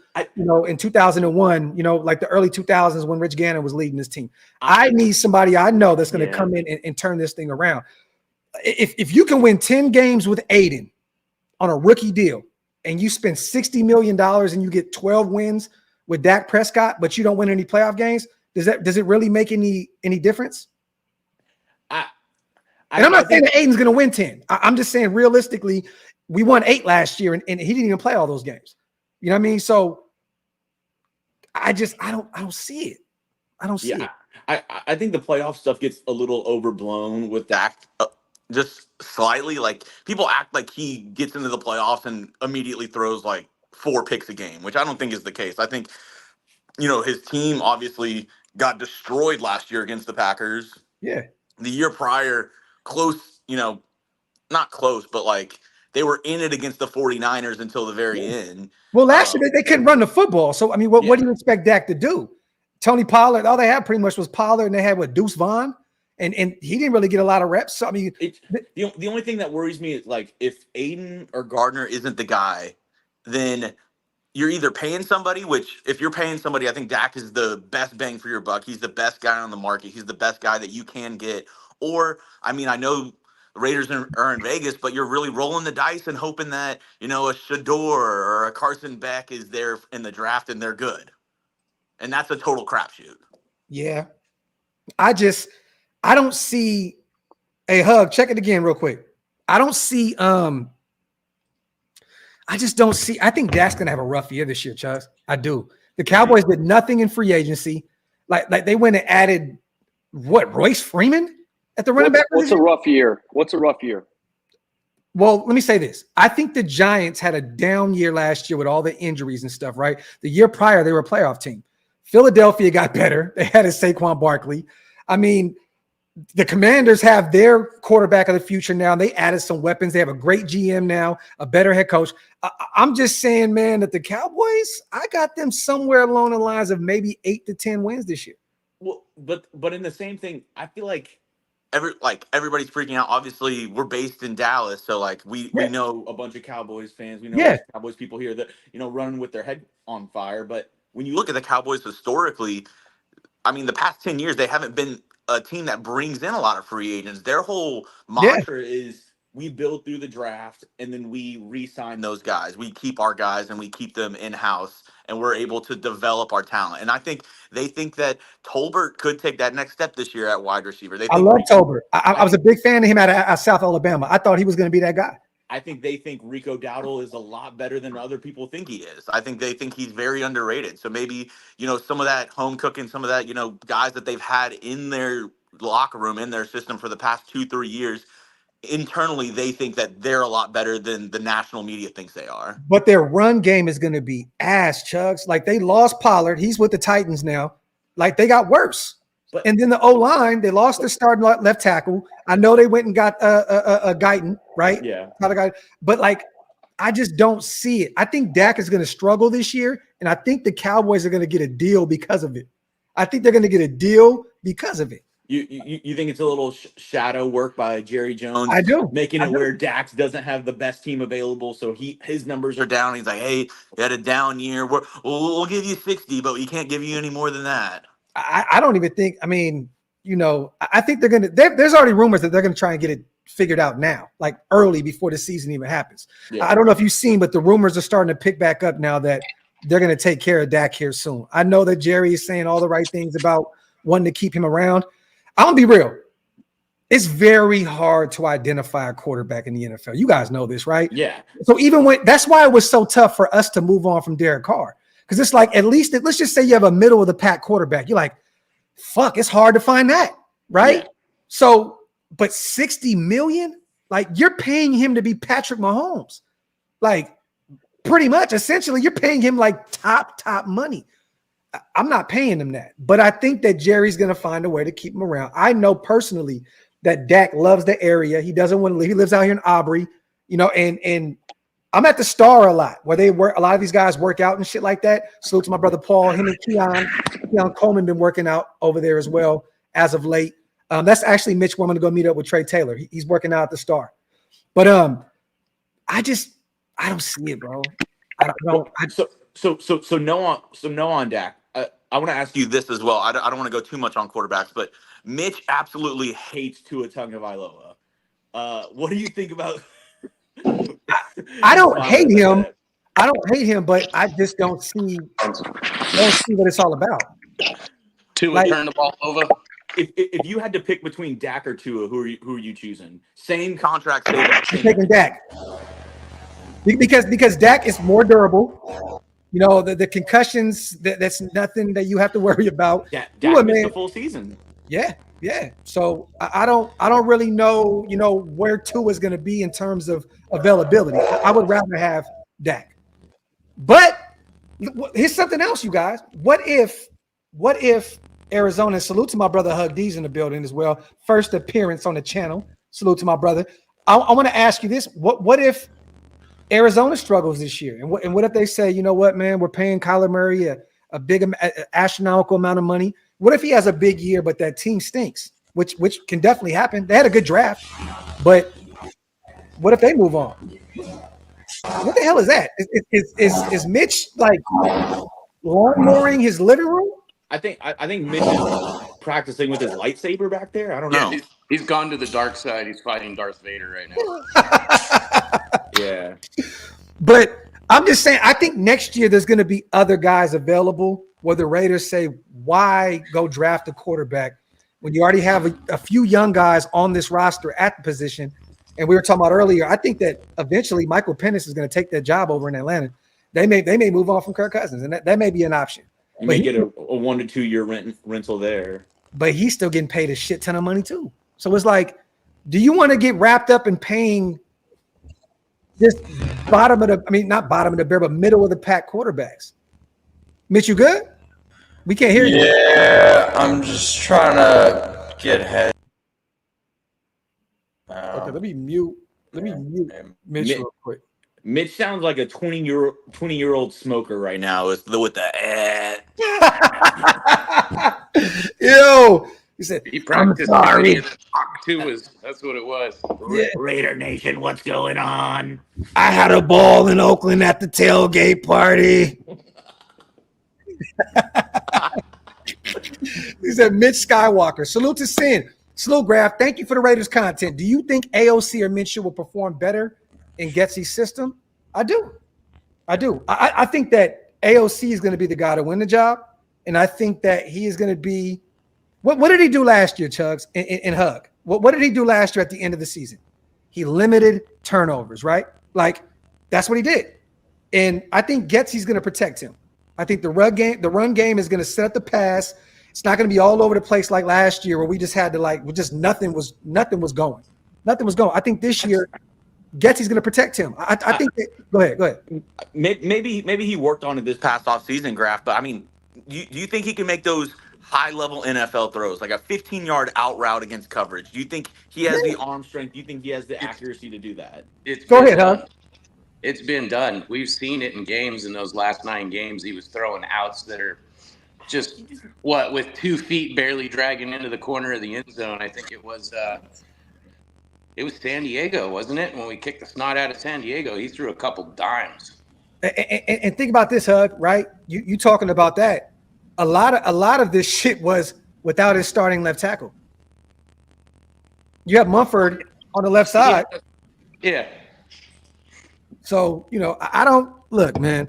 I think Aiden's in for. Let me ask you guys this. What, in your opinion, production-wise? I'm going to start with Chubbs real quick. What do you think Aiden looks like this year? I think his ceiling would be like if he can get like 23 touchdowns and like 8 picks would be like, you're like, holy crap, Aiden is doing really good this year. I don't see him as like a guy who's going to be getting like 2-3 touchdowns a game. I think, like you said, his biggest ability is going to be not turning over the football and not making mistakes for this team and working in the flow of the offense. And the other thing that worries me is because I see around the NFL, I'm like, you know what? Some of the best quarterbacks out there, some of the best offenses have a lot of off-platform plays, have a lot of plays where they're broken down, able to scramble, able to extend the play, able to, work outside the offense. And whenever I see Aiden, that's my biggest worry with him. I mean, when we look at the game where he got, Khalil Mack, that first Chargers game, Khalil got, like 6 or 7 sacks? Yeah. And I would put probably half of those on Aiden, where he just couldn't move within the pocket at all. He is a statue in the pocket. Like I just feel like his mobility, some of his, ability to, really throw the ball down the field, force it down the field, it's just not there with like some of the top tier quarterbacks. Obviously, it's his first year and the system wasn't, conducive to him, like really helping him out in his first year. But it's just some of that lack of awareness inside the pocket really worries me with him. Because there was one time where Jermaine was blocking Khalil and Khalil reached over Jermaine to get the sack. I mean, if you're a quarterback, like you can't let that happen. Yeah. Well, let me ask you this, though. How many times have you seen as of late, right, recent history, a guy that's a 4th rounder be thrusted into the starting role, have no idea what the hell is going on with the offense and what this shit is, and have to figure it out on the fly? I think in year 2. Dak. But see what I'm saying? Like this year, him having year 2, having that all that off time this offseason with Trey Tucker, they built a rapport. Last year and in the offseason, practicing together, him and Tay, him and Michael Mayer in year 2. I just think that everything is in his favor to have a better year this year. I'm not acting like he's going to become Michael Vick this year, Chubbs, at all. That's no fucking way. You know what I'm saying? But I think Getsy prefers to have a quarterback like Aiden that's going to sit there in the pocket. And those rookie jitters are gone, Hug. Like those are gone. Like he knows the speed of the game now. He's not going to be sitting around like, what the hell is going on? He's going to understand, like, hey, sometimes, hey, man, look. I think it's the talent, though. Like, I don't know if you guys can hear me now, but yeah, you're good.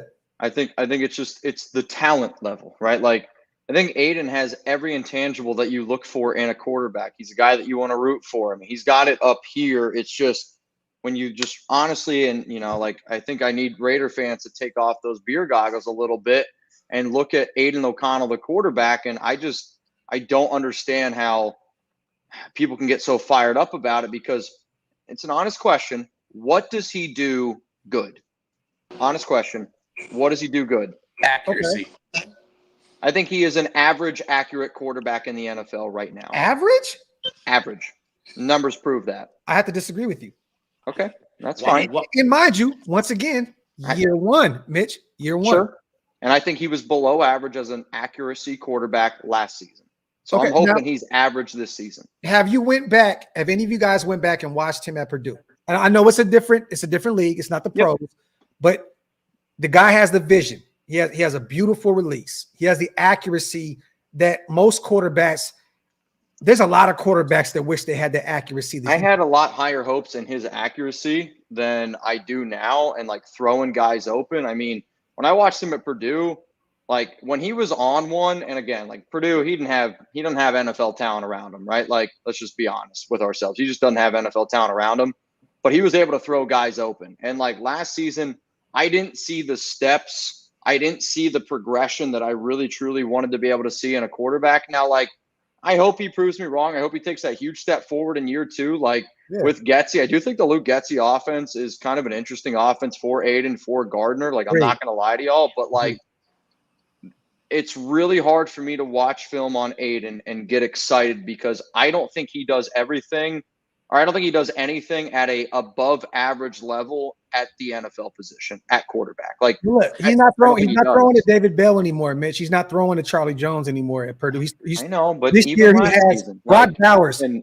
I'm not going to throw out like the Raiders guys that I talked to, but like, you know, when you got your own players on your team, and they're like, you know, honest with us, like Chugs is a part of this conversation too.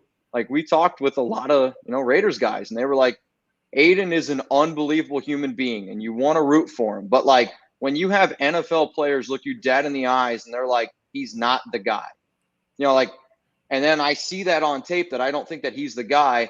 Like, it's hard for me to be like, he's the guy. You know what I mean? Like, and I'm somebody that, and Chugs gets mad at me at times. I'll convince myself, like, by August, I'm like, Aiden's the guy, you know, because you sit here in the dog days of June, July, August, and you want to be fired up about something you're talking about every day. But like, I agree with you though. Hard for me to wrap my mind around a good Aiden O'Connell. But you know what's funny, and I have to say this, and I never wanted to talk about this because I don't like to be, I don't like to throw negativity on my team. Like, I'm one of the most fans in the world. No, but bitch, I'm going to back up your claim.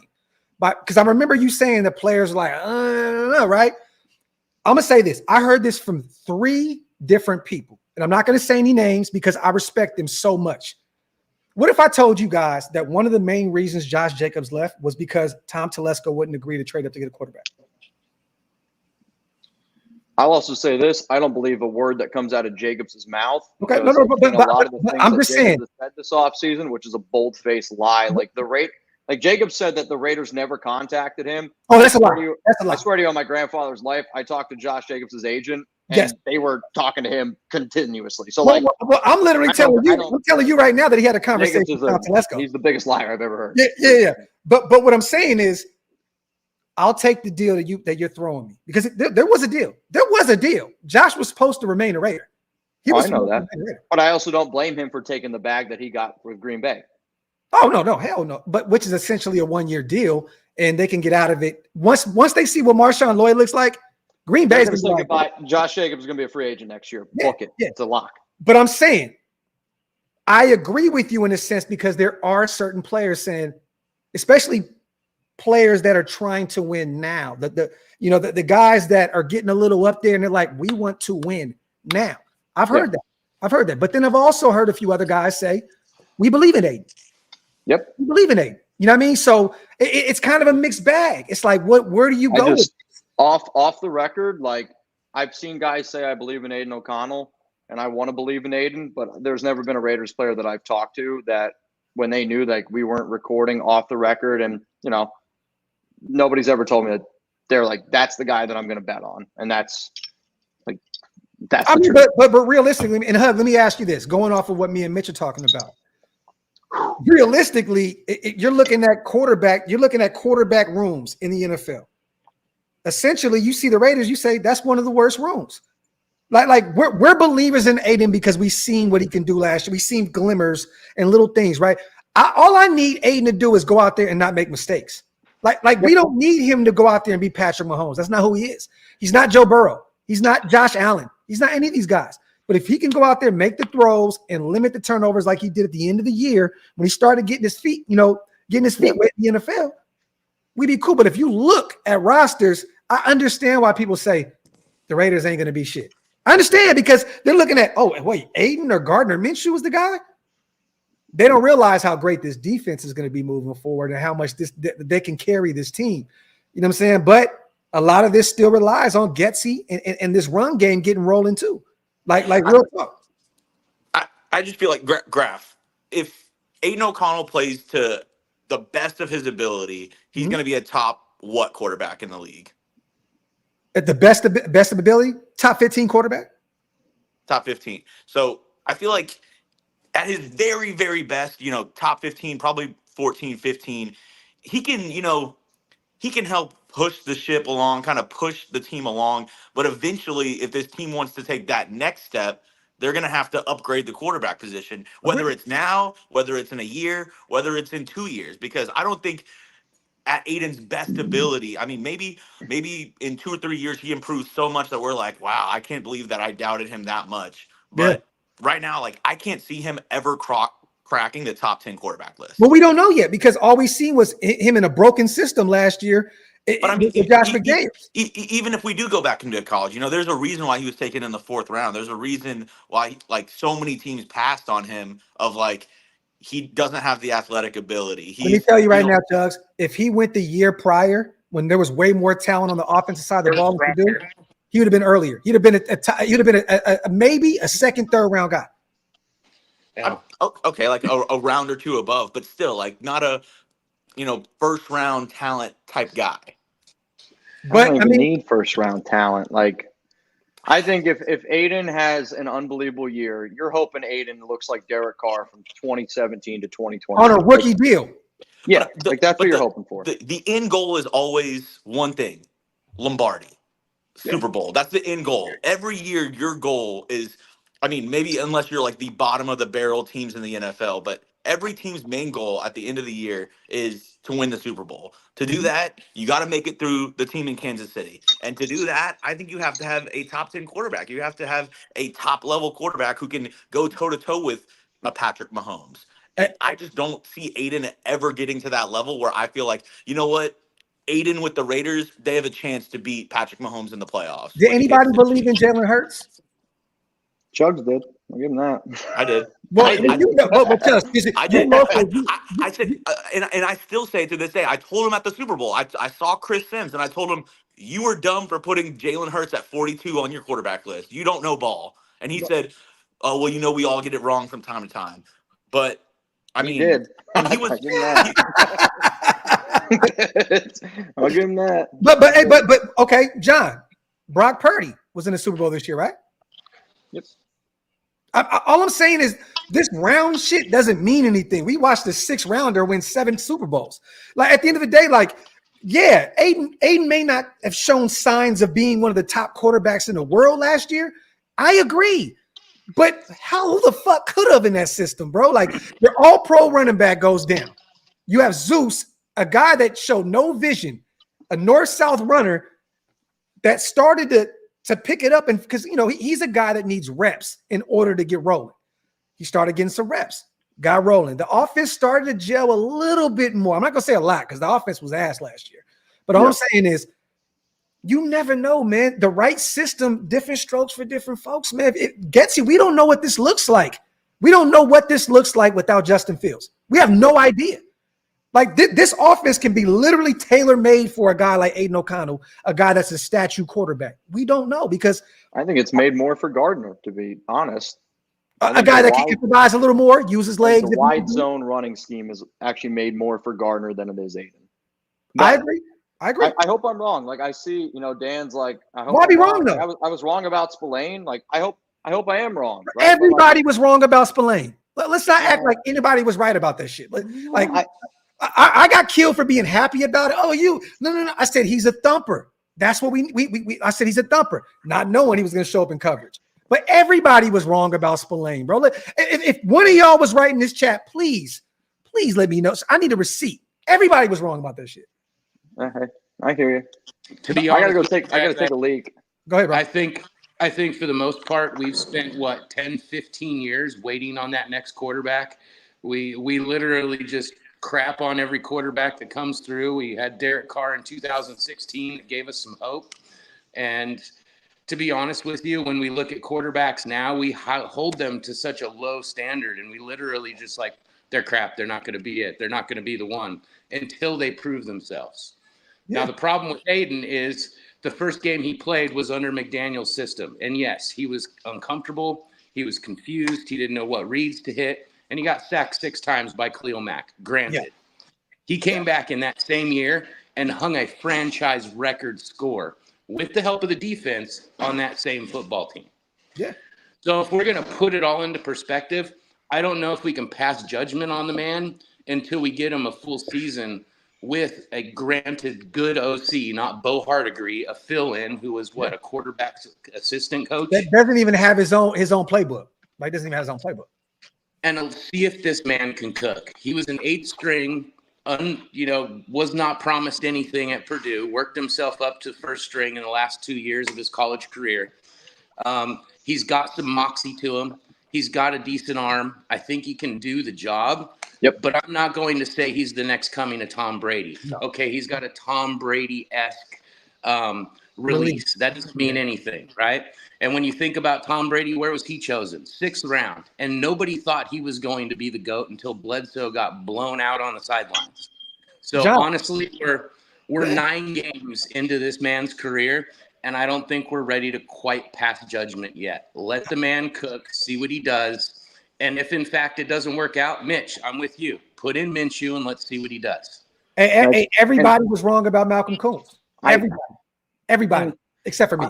I'll say we were pretty high on Malcolm. You were definitely on the hype train on Malcolm way more than what we were, but we definitely believed in him. And honestly, Hug, I don't disagree with you. It is way too early to pass judgment after 9 games. And there's been games where I'm Aiden makes a few good throws in there. You're he reminds me of my golf game where most of the tape I watch on Aiden I don't love, but then man, he makes a few throws and you're right back into it. You know what I mean? You're I might actually be able to play golf this weekend. But but when you watch Aiden though, again, 9 games still too early. I get it. The whole, Josh McDaniels, Bo Hardegree, everything was against him. And if I'm going to be somebody that's going to preach, I believe in this coaching staff, I believe in AP, I got to also believe that they're going to make the right choice. And if they put Aiden out there, then, I got to be able to respect that and say that he was the better quarterback and that's the right move. Yeah. But the other part of it is, it is only 9 games, but then, you got to put that content creator cap on and say, if somebody asks you that question right now, you got to pick one, Aiden O'Connell or Gardner Minshew. I think it's you got to be able to, you got to be able to give a take. You got to be able to give, Mitch, your opinion because I agree with you. But let me say the this. actual logical fan, put your cap on, is it's way too early to judge anything on Aiden O'Connell. That is 100% fact. Yeah. Content creator hat on me goes, I watched the tape. I don't like it. I'm not in on Aiden O'Connell. Let me say this. If somebody was a real life conversation. If somebody was a future teller right now, Mitch, and they said the Raiders are only going to win 6 games this year, right? Yep. I'm going to be real with you. As a Raider fan, I'm going to say, fuck. Zeus didn't run the football how he's supposed to run the football. Aiden O'Connell shit the bed, and Luke Getsy's scheme was ass. If someone told me that we won 6 games, I'm going to those 3 people off the rip. Not the defense, because I know they're going to do their thing, barring any injuries. But I'm looking at it damn, Aiden didn't do what he was supposed to do. Luke Getsy shit the bed, and Zeus didn't run the football effectively. So, look, I'm not trying to act like I'm the most optimistic guy about Aiden O'Connell. I don't even know if I can honestly say I believe in him to the fullest of it because I don't know who he is. I don't know who Luke Getsy is. I don't know who Zeus is. If the Raiders win 6 games, I don't even think that. If the Raiders win 6 games, I'm Max got hurt, something bad happened on defense, because in my world, if you don't add injuries into the equation, you cannot paint a picture to me. Again, and I'm somebody who I was preaching for them to start Aiden last season because I was I watched Jimmy Garoppolo practice. Some people sent me some tape on Jimmy G, and I was this guy's not good. And, Chugs and I had a joke for a long time where I was I think I could throw a football further than Jimmy Garoppolo. And I still stand by that statement. But then also you watch Brian Hoyer play, and I'm on the fence cheering for Aiden because he's by far the best quarterback. But if we win 6 games, something goes drastically wrong because there's a 0% chance, that Aiden is worse than Jimmy Garoppolo and Brian Hoyer were in those a little bit of games that they played. And I also don't think that there's any chance in hell that Aiden's going to be as bad at times as he was in those final 3 quarters against the Chiefs, really bad. I think that Dolphins game, he was really bad. The Vikings games, he's really bad. But when he gets a little bit of confidence in him, that final game against Denver, that's a good game by Aiden. The Chargers game is kind of a hard game for me to wrap my mind around because it's kind of a throwaway because they blew him out. He had 14 knees and he had 200 and something yards passing. So it wasn't 240 or 250 something yards. But when you watch a lot of his tape in that game, it's actually really good tape because he's really, really confident in that scheme. So I think no matter what, the Raiders quarterback play is going to be better this season. So that's why I'm telling people, bet your house that they're going to win more than 6.5 games. That's what Vegas has them as. There's literally no chance in my mind that they lose 6.5 games this season. Not with that defense. There's no freaking way. Again, injuries can happen. I'm saying healthy Raiders defense. There's just physically, there's no way. Is there? Let me ask all 3 of you guys because I know you guys love this team, and I know Chugs. I know you cover the Texans and stuff like that, but I know you watch this team very closely. Is there any free agent out there right now before we can even just talk about after training camp, doesn't even matter, that you think can come in and actually really add a few wins to this team? Like one right now, because I see a lot of Yannick. That ankle injury is real. That foot injury is real. I don't even, and he already can't set the edge. He can't play the run. I don't want anything with Yannick. There's a few other edge rushers out there. I would love to add Carl Lawson. I brought him up the other day on one of my shows. Physical specimen. He fell out of favor with the Jets. That's a deep defensive line, Mitch. You know what I mean? Ogba's the answer. Ogba, Stephon Gilmore. He's never had over 10 sacks. I think what's the most he's had? 8.5? Emmanuel Ogba, the most sacks he's ever had is 9. But in the 2 years that he had those 9 sacks, Rob Leonard was the Miami Dolphins defensive line coach. And there's just so much tie-in with that. Ogba, he was actually not on the team when Patrick Graham was the DC back in 2019. Yeah. But that's somebody who has connections with Wilkins, has connections with John Jenkins, has connections with Adam Butler. And I think a lot of times when people talk about, again, it's a little part of the big picture, but those guys know each other, right? Relationship on a new team is massive, especially I think when you have a coaching staff that's led by a player coach in Antonio Pierce. It's massive. So I think Ogba would be an easy fit in this defense. I think Xavier Howard would too. What's up, Danny? Mm-hmm. Salute. I know that one's Sadie. Salute to everybody here in the building, y'all. Let me see. Almost done with this 6-pack. Here's to you, Hug. Salute to my brother, Hug. Cheers, fellas. Yeah. I brought out that horse for y'all. Hey, yo, Hug, relax. So what does that mean? Come on now. That's that Blanton. You don't know about that Blanton? No, that's just cold. That's just cold.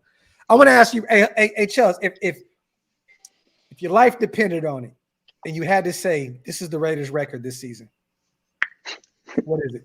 I already know the answer, by the way. I just want everyone to know I know the answer he's going to give. I'm ready to hear this. Come on, Chugs. I stick to my guns. 10-7. I gave my prediction.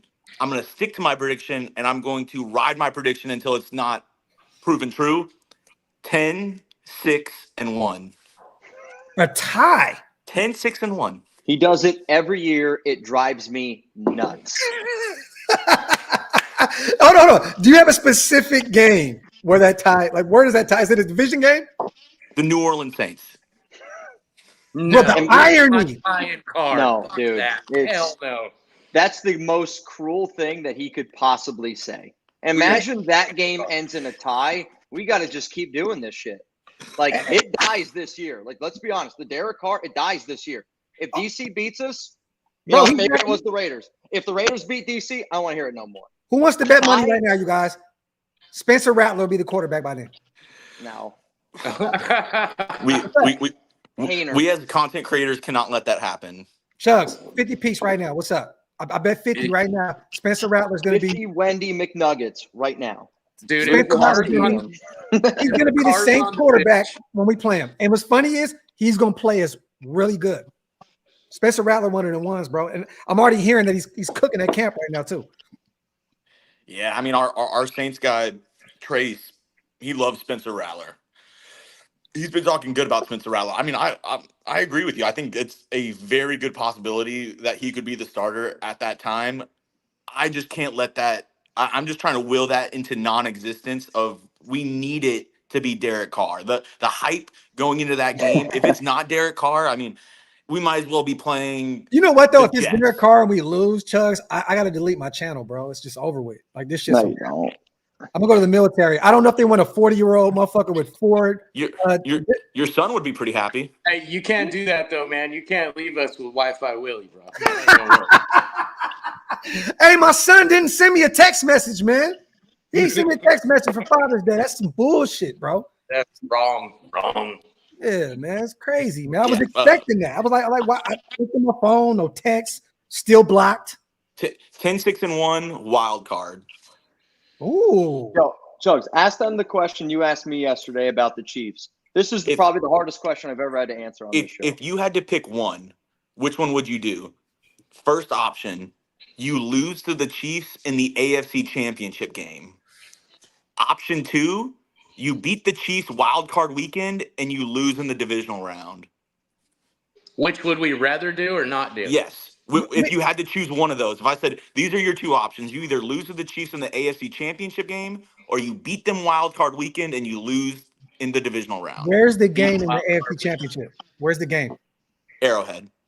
Okay, that's a lot easier to take because they just won in our home, won the Super Bowl. So I'm going AFC Championship.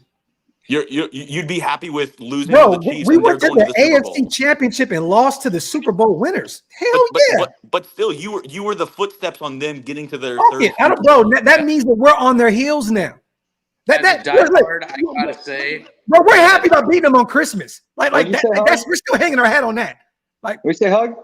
I said as a diehard, I gotta beat them wild card weekend and lose the division. I'm with you. That's me. I can't have the Chiefs go for 3 straight Super Bowls. No. so you guys would rather us have Better draft pick. Better You're draft still pick. not winning the Super Bowl. If you're not winning the Super Bowl, give me the better draft pick. Bro, you're winning 2 playoff games. I hear you. I'm not losing to the Chiefs. I'm not losing to the Chiefs AFC Championship game. They have the chance to go to the Super Bowl. I ain't doing it. No. Mitch, Dude, have you ever watched this? Have you ever watched this team win a playoff game? No. Yes, Okay. I have. I have. And guess what? That shit feels very, very good. Okay, so let's win that playoff game Send against me the Arrowhead and lose. I'm just saying, I don't want to lose. But Graphk, what would This feel is better? like one of those things two where it's playoff like game that wins. Your girlfriend thinks you're thinking about another girl. This is what I was thinking about last night. This is a mind fuck of a question because it's terrible. But I'm gonna be honest, it's easy for me. AFC Championship, bro. We were a game away from the Super Bowl. But then you lost to your biggest rival. But you lose to the Chiefs? No. No, Not doing There's it. no way. I watched this Number lose. 4? I watched this lose to the Texans with Connor Cook in the like. Yep, that was a brutal game. I don't want to do that no more. If I'm for sure going to the AFC Championship and I'm losing to the 3-time champs, I can live with that. I'm cool. Bro, all right, how about this? Let me ask you this. If I told you right now, okay, would you rather have the Chiefs? I mean, because in your scenario, you're okay with them going to the Super Bowl. Mhm. Okay. I don't want the Chiefs to go to the Super Bowl. But if the Raiders, I signed you up right now for 1 win in the wild card, you would take it. If we're whooping the Chiefs, I'm taking it, dude. That's the and I feel like even though you're winning 1 playoff game, if it's against the Chiefs, it counts as 3. Hey, you're very diabolical for that shit too, Chugs. Like, I want you to know, there's a very sick individual to think of some shit like that. But you know what? Hey, that was genius. That was some diabolical, like. That's a tough question. Who was the Inspector Gadget? The bad guy? Like, that's some fucking. That looks like that's going to come out of your hat. That's what that looks like. Hey! I bet you money wasted won't do this. Oh shit! No, God. never call it wasted out for his hairline. Look out! I bet you money wasted won't do this. Honestly, that looks like you could hawk 2 on that thing. That's the new OC right there. Yo, it's apparent that Mitch needs some gok for sure. Because he's mentioned We did it. No, honestly, I don't really pay attention to like TikTok and all that. Chugs is definitely a lot more on that. And I think you asked me something about it, and I was like, dude, yeah, it's been all over the place. So yesterday on our happy hour show, every time somebody sent in a hundo, we hawked to the beer bong, and then we threw one back. So I'm not lying to you. I got home last night, and I looked at Alex. I'm like, so what's up with that Hawk Tua game? And she's like, I thought you said the Oilers played tonight. Swear to God. Now, I equate the Oilers to tits now. She thought he was talking about basketball when he was just trying to get a little slobby. You know what I mean? Yeah. Or hockey, either one. Yeah. But we know the Oiler girl, right? Yeah. So yeah, it's nasty work, man. Salute the top beats, man. Gifting 10 OLV Raiders Network memberships. One of the goats over here, our brother Top Beast, one of the my fathers over here as well. Salute to our brother, man. I'm gonna be real with you. I gotta say this real quick. Like we're not gonna be here too much longer because I got to get ready to go to this show tonight. But I have to say this. This means a lot to see my brother Hug in the building. I've been on screen with my guys, with Chugs and Mitch a million times. It's so good to see my brother Hug in the building, man. Real talk. He has been holding down the chat for the last year or so. That's like cool. He holds it down. Such a good human being, bro. Salute to my guy, man, for pulling up. Now that you did this, I'm gonna have you on screen a lot more because I want to do a Mild Father show. I just don't trust Top. I love Top. Top is where I'm from, and Top is gangster. Top will see some shit in the chat and be like, "The fuck you talking about, Poppy?" Well, you know how Top is, right? He just pulled that grenade out of his pocket. And I know, right? Hey, Papa, what you? Yeah, We got a few of just those. like me. Yeah. Hey, I want to ask you real quick because I always see you guys saying the Raider, was it Raider Moore? Yep. Who was Mount on Raider Moore. Who's on Mount Raider Moore? All right. So the first one ever we had was Raider Ron. So Mount Raider Moore to us is like somebody obviously who supports us financially. I mean, I'm not going to lie. This is how I put, roof over our heads. Like, this is what we do. Yeah. But it's also people who are just like, always in the chat, always hitting that like button, but also more, if anything, doing things for other people. So like Ron would send in a huge donation because we usually would like give something to the person that sent the donation, and Ron be like, nah, give that to people. Kind of like what people do with like your memberships. Yeah. They'll do for that. Our second person we got in was David Zahn, and Zahn now is probably the person that is, I would say, donated the most to our supporting group there. And then we had John Scheffler, Trivan, John Borelli, Wild One. I know Ira gets in your chat a lot. I've seen him on your shows quite a bit. Ira Jackson is a new one. Patrick B, who was in here. Ira's a cool dude. And then Brandon Jasper. Brandon Jasper is another one. So like those guys, but like, again, we go live 4 days a week. We put out 2 videos basically every day, but like we're interacting with a lot of people. And I'll say this, Hug, like it's kind of cool for me so I started doing every Wednesday. I'll like Zoom call with 10 Raider fans or whatever, just because, you guys see our faces, but I'm a big, I suck with names, but I'm really good with faces. So like, I promise you this, Hug, like if I see you walking around, like I'm gonna be like, yo, that's Hug. And I think like that's why I used to always tell people early on, get a picture. Like I wanted to see the face. Yeah. I love the fact that you came on here, talked with us a little bit. And, I hope every person in this chat right now, genuinely, like when you see like that picture for a content creator, the relationship that we build with people, when you actually put a face to that, it's kind of a pretty mind-blowing thing. Like, and that's totally when I did this show in Jersey and I walked up, right? I was live. Yep. And Zahn, I never seen Zahn's face. So he walked up. He's like, Graphk, man. He was like, man, that's exactly what you think he looks like. Yeah, he was like, salute, right? Exactly so I said, salute, brother. He was like, and all he had to say was, Zahn. I said, oh shit, like what's up? You know what I mean? Because he supports us. Oh, and look, we summoned our guy. Our guy Ira is in the building. Salute to Ira. He's a wild one. He's one of the goats over here. I'm telling you, man. All right. I got a question. He's an old head though.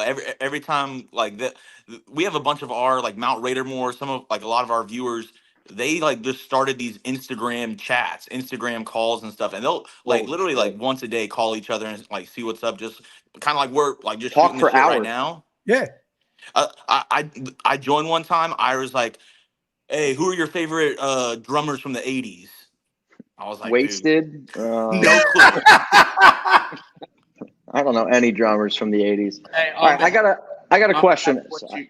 Go ahead. On behalf of what you were talking about, Mitch, from the fan side of the house and from the chat side of the house, man, it's awesome to have you guys put yourself out there.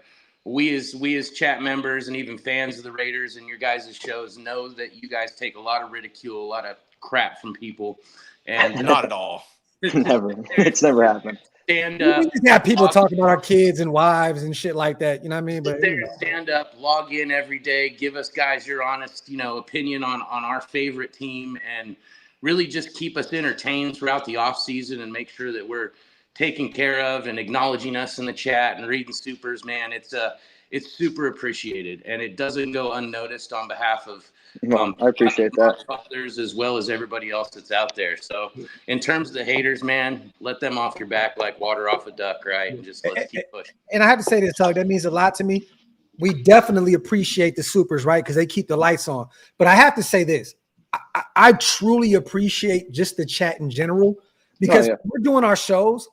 It's a whole nother world over there. It's a whole like there's so many conversations going on that creates other avenues. I don't think people realize I'll be ready an hour in the show. I'll be like, all right, then y'all, and then I'll see something going on in the chat. Send a whole nother hour of content. It's just like, oh shit, okay, well, so like I just want people to understand, like we appreciate it.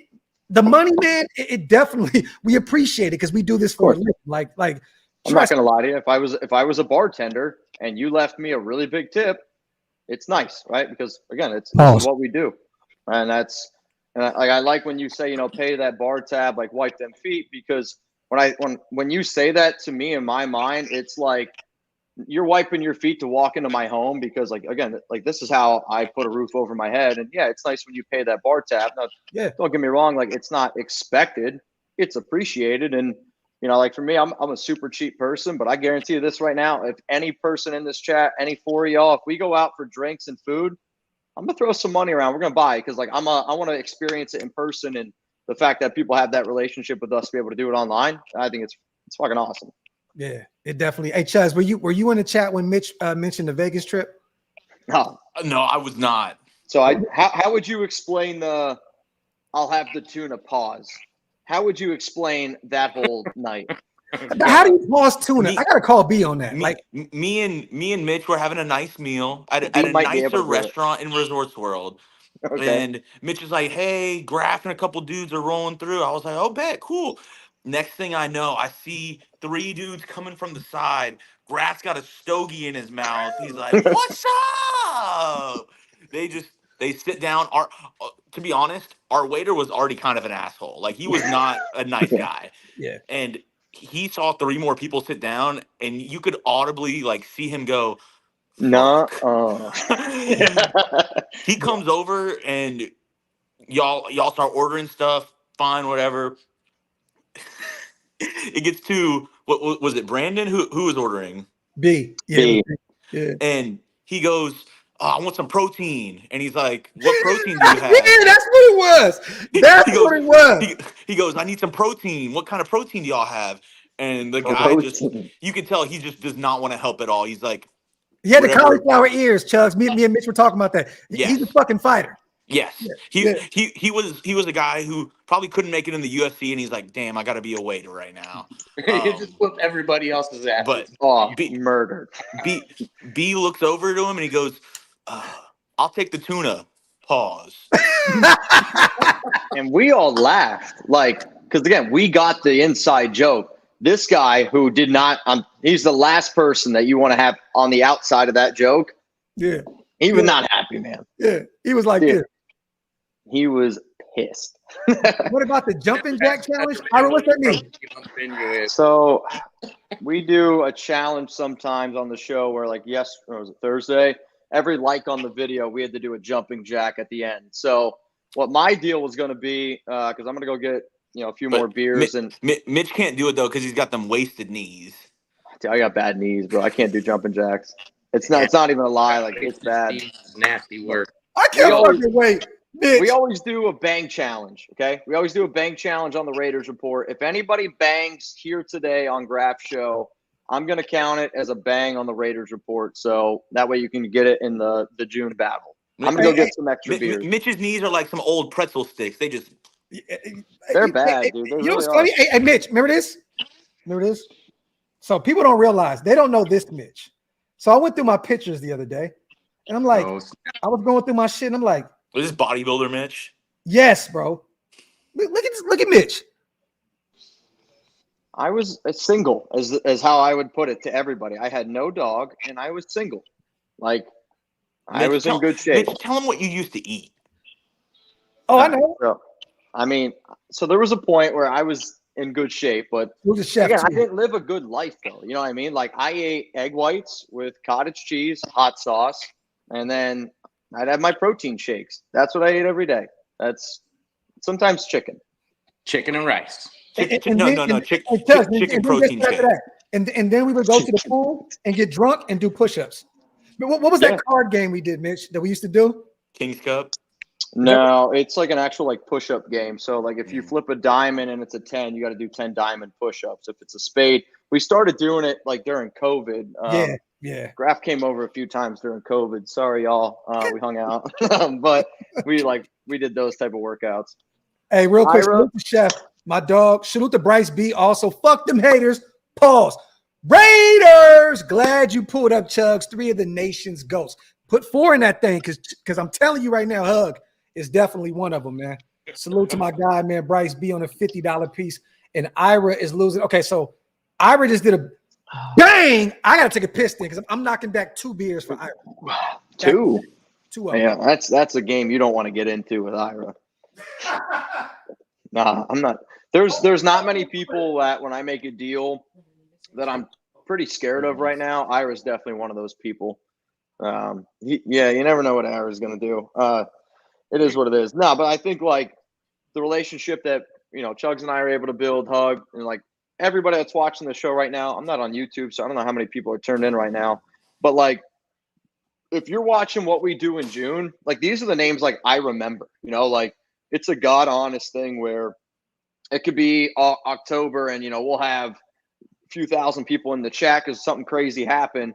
But I'll be like, oh shit, like that's Stephen Evans, right? Like, or, oh, that's Jason Gutierrez. And it's because like you remember those names from the people here in June. It's a real thing. Oh, Bryce B. Let's freaking go. I'm going to wait for Graphk though. Hey, You Chuck, got Sadie? is that Snuffleupagus in front of you? What's going on, bro? That's Sadie. This is Sadie. It's Sadie. Oh, shit. She said next bang she gets a treat. Somebody gets Well, a treat. Well, guess what? Bryce. Dang. Yo, let's get it, man. Cheers to my brothers, man. Hey, thank you to everybody here in the house, man. We appreciate you guys so much. We're still rocking. I just want to say salute to my brother Mitch, salute to my brother Hug, salute to my brother Chugs, and salute to everybody here in the chat, man, supporting what we're doing, man. We're having a good time. It's the off season. Me and Mitch were talking about this before you guys pulled up. I've never seen a slow June like this in my life. Like, I felt every second of this June. It's been nasty work. But it also gave us time to work on other things. You know what I mean? So, work on getting stuff. Mitch, remember, I tried to hit you the other day. We got to talk about Vegas. I got some things going on this season. I need Chugs, Mitch. I need you guys involved as much as possible because we need all hands on deck. I'm down as long as I can take my wife. She's jealous of all the Bro, Vegas trips. my wife is with me every step of the way, so it's even better. She said she's jealous of me going on all the Vegas trips and spending all of our money gambling. So she said she needs to have her chance to spend all of our money gambling. Hey, you know what? So, hey, Chuck, you tell her to come, and my wife and your wife will spend all our money. Deal. Let's do it. And Mitch, and then tell Alex to come too. I know she can spend the hell out of some money too. Yeah, she's too good at it, so she's gonna stay in Dallas. Yo, Bryce B, love you, bro. And She's a professional. Santana as well. Another bang. Raiders. What's good, Mitch? Always here to support. Salute to my guy. That's Noah's 8th. That's 8 bangs for Noah this month. 8 flipping bangs for Noah this month. That's what's up, Noah. Get another beer. Hey, I got a question for you guys. I know you've been on YouTube quite a long time. Think back. Oh, shit. Work through it in your mind. What was your biggest oh shit moment on YouTube where you were like, oh, wow, maybe that shouldn't have happened. Should we end the live now? Like, I'm not sure this is good for our channel. You know what's funny? Go ahead, Josh. For me, it was, and this was probably one of the worst situations I've had to be in while covering the Raiders with Mitch is the morning of the Henry Ruggs accident. We went live and we were honestly, we thought it was like, we were like, oh, wow. Like, I feel really bad about, oh, wow. Jackson! Bang! Oh, shit. Oh, my goodness. And I want y'all to know, everybody that's donating today, I'm going to make sure my brothers, I'm going to take them out to eat. I'm going to make sure my brothers is fed too. So just know that. But go ahead. Chaz, we're listening. So we started off the live and we were like, man, prayers the up to Ruggs Henry combo, Ruggs. that's Like wild. we didn't know the situation. We were like, man, type your 11s in the chat. This is an awful like accident. Like we didn't know. Like we just knew that there was an accident and he Yeah. was involved. And then throughout the day, more information came out. More information came out that he was in the wrong of it. And it was like a weird situation of like, damn, like, do we stay live? What, like, we've been saying like, oh, I feel bad for Henry Ruggs now, but like, I kind of don't feel bad for him anymore. I'm kind of disappointed in him Yeah. now. So Yeah. we were like in this weird gray area where we were still breaking the news down, but we were like, we didn't even feel comfortable. Like people were super chatting, and I didn't feel comfortable like getting crazy or like people were, sending in 100. It's like, do I Like bang how do right you now? Like, No, because we you guys didn't. show you have fun, right? You drink, and then it's like We this don't drink is what- every show. Like No, I know. we drink like Thursday, Friday. Thursday, if people really truly want, like if an Ira pulls up and does some shit like that, it's like, do you guys want to party? People say yes, and then it gets crazy. And like, you know what? Like, Yeah. we're here to have a good time. We'll do it. I can remember that day as well. And like, we flat out told people, we were like, hey man, listen, like, I'm not doing anything crazy today. Like a girl and a dog lost their life. Like that was, I'm kind of with Chugs in that one where it was one of the most like hard stories to cover because, you put on that Raider fan cap and you hear something bad happens and, you don't even think of the side the way that it went. You only think of like, yeah, I hope he's okay. And You know what's funny, Chubbs, but this is what I love that you mentioned that because guess what happened that week? I know you guys took that very seriously. I know there was a lot of prayers, a lot of all that good stuff. We started a GoFundMe, and we made over $100,000 for Tina and her family. And then come to find out, Mark David, salute to Mark, our owner, pops in and pays for the entire funeral. Yep. So it's like this is what we do. You know what I'm saying? Like it's bigger than anything that we can imagine. Like even saying like, damn, bro, like it's so nerve-wracking. Like I didn't know what to do because as men, you know what I mean? Not even just as men, it's just human beings. We're like, what? I think though, like at that point, I'd only been working with Mitch for like maybe 8 months. Yeah. Even I was also going to mention like the story. So I couldn't pronounce Tyree Gillespie's name, and like this was like really when Chubbs like really started. So I said like Tyree Gillespie probably like 3 or 4 times on the air. No. First one was Giuseppe. Giuseppe. All right, so I don't even remember. There were so many bad ones. Ira is right now. Ira is cooking is right. I got to go get. Ira, this is a lot of tequila, but this is for you. Chubbs is falling left out right my now. boss, I don't have a beer in my hand. If you want to know like chat sports stuff, there it is. like before the NFL draft every year, my boss shows all the newbies the video of just me failing to say Tyree Gillespie's name over and over and over and over again. And I don't know, like I think though, like all those situations is also why I think people hopefully like the Raiders Report because like our show is like real life where it's like the Henry Ruggs situation, like you guys are dealing with that emotion the exact same way we are. We're trying to figure it out and process it just like y'all. And then there's like the, oh shit, I really messed up horrifically live on air with Tyree Gillespie's name. And it's like, what do people think about that? But then there's also I can remember we went live for Amir Abdullah when he got signed 2 years ago or 3 years ago now, I guess, right? Yeah. And we were live just like bullshit and doing whatever. Devontae Adams trade happens, right? So like being live for that trade going down and like, I said Devontae Adams just got traded probably 30 times in a row because in that moment, you're just like every fan, when you read that tweet, like every person watching this show right now knows exactly where they were when they first saw that Devontae Adams was traded to the Raiders because you're just like, what am I supposed to do with this information? I got to talk to a bunch of people about it. And I think it's like, that's the beautiful part about the Raiders Report where we're like, hey man, we're like normal Raider fans. We're normal people. We love sports. And when some shit like that happens, I don't have a silver key for it. It's just all like it's raw, like it's real. So I love it. Let me answer on my side of things too. Those were phenomenal. I have to say. Well, I've had Stu. The reemergence of Stu. Just anything with fucking Stu is like, oh my god, I might have to end this. You never know what Stu's gonna say. Yeah. Like I've actually had to delete a few lives fucking with Stu, but I love him. But I have to say this. We've never deleted a live in the history of the Raiders Report. I've had to because it was nasty work. But I'll say me and C Wood kicking it in Vegas and him saying, "Hey, Graphk, we've been talking for an hour. You ready to hit that play button? Let's go live." And I'm like, Cody, That's cool. hit the live button, bro. Let's get it going. And then I'm in line for my sons at school to pick them up. Too short. Let's go live right now. I got 10 minutes. In 10 minutes. So I'm 10 minutes from my house. So I'm like, oh shit. I run in, get my kids. I'm like, we gotta hurry the fuck up. I got no questions written down, no anything.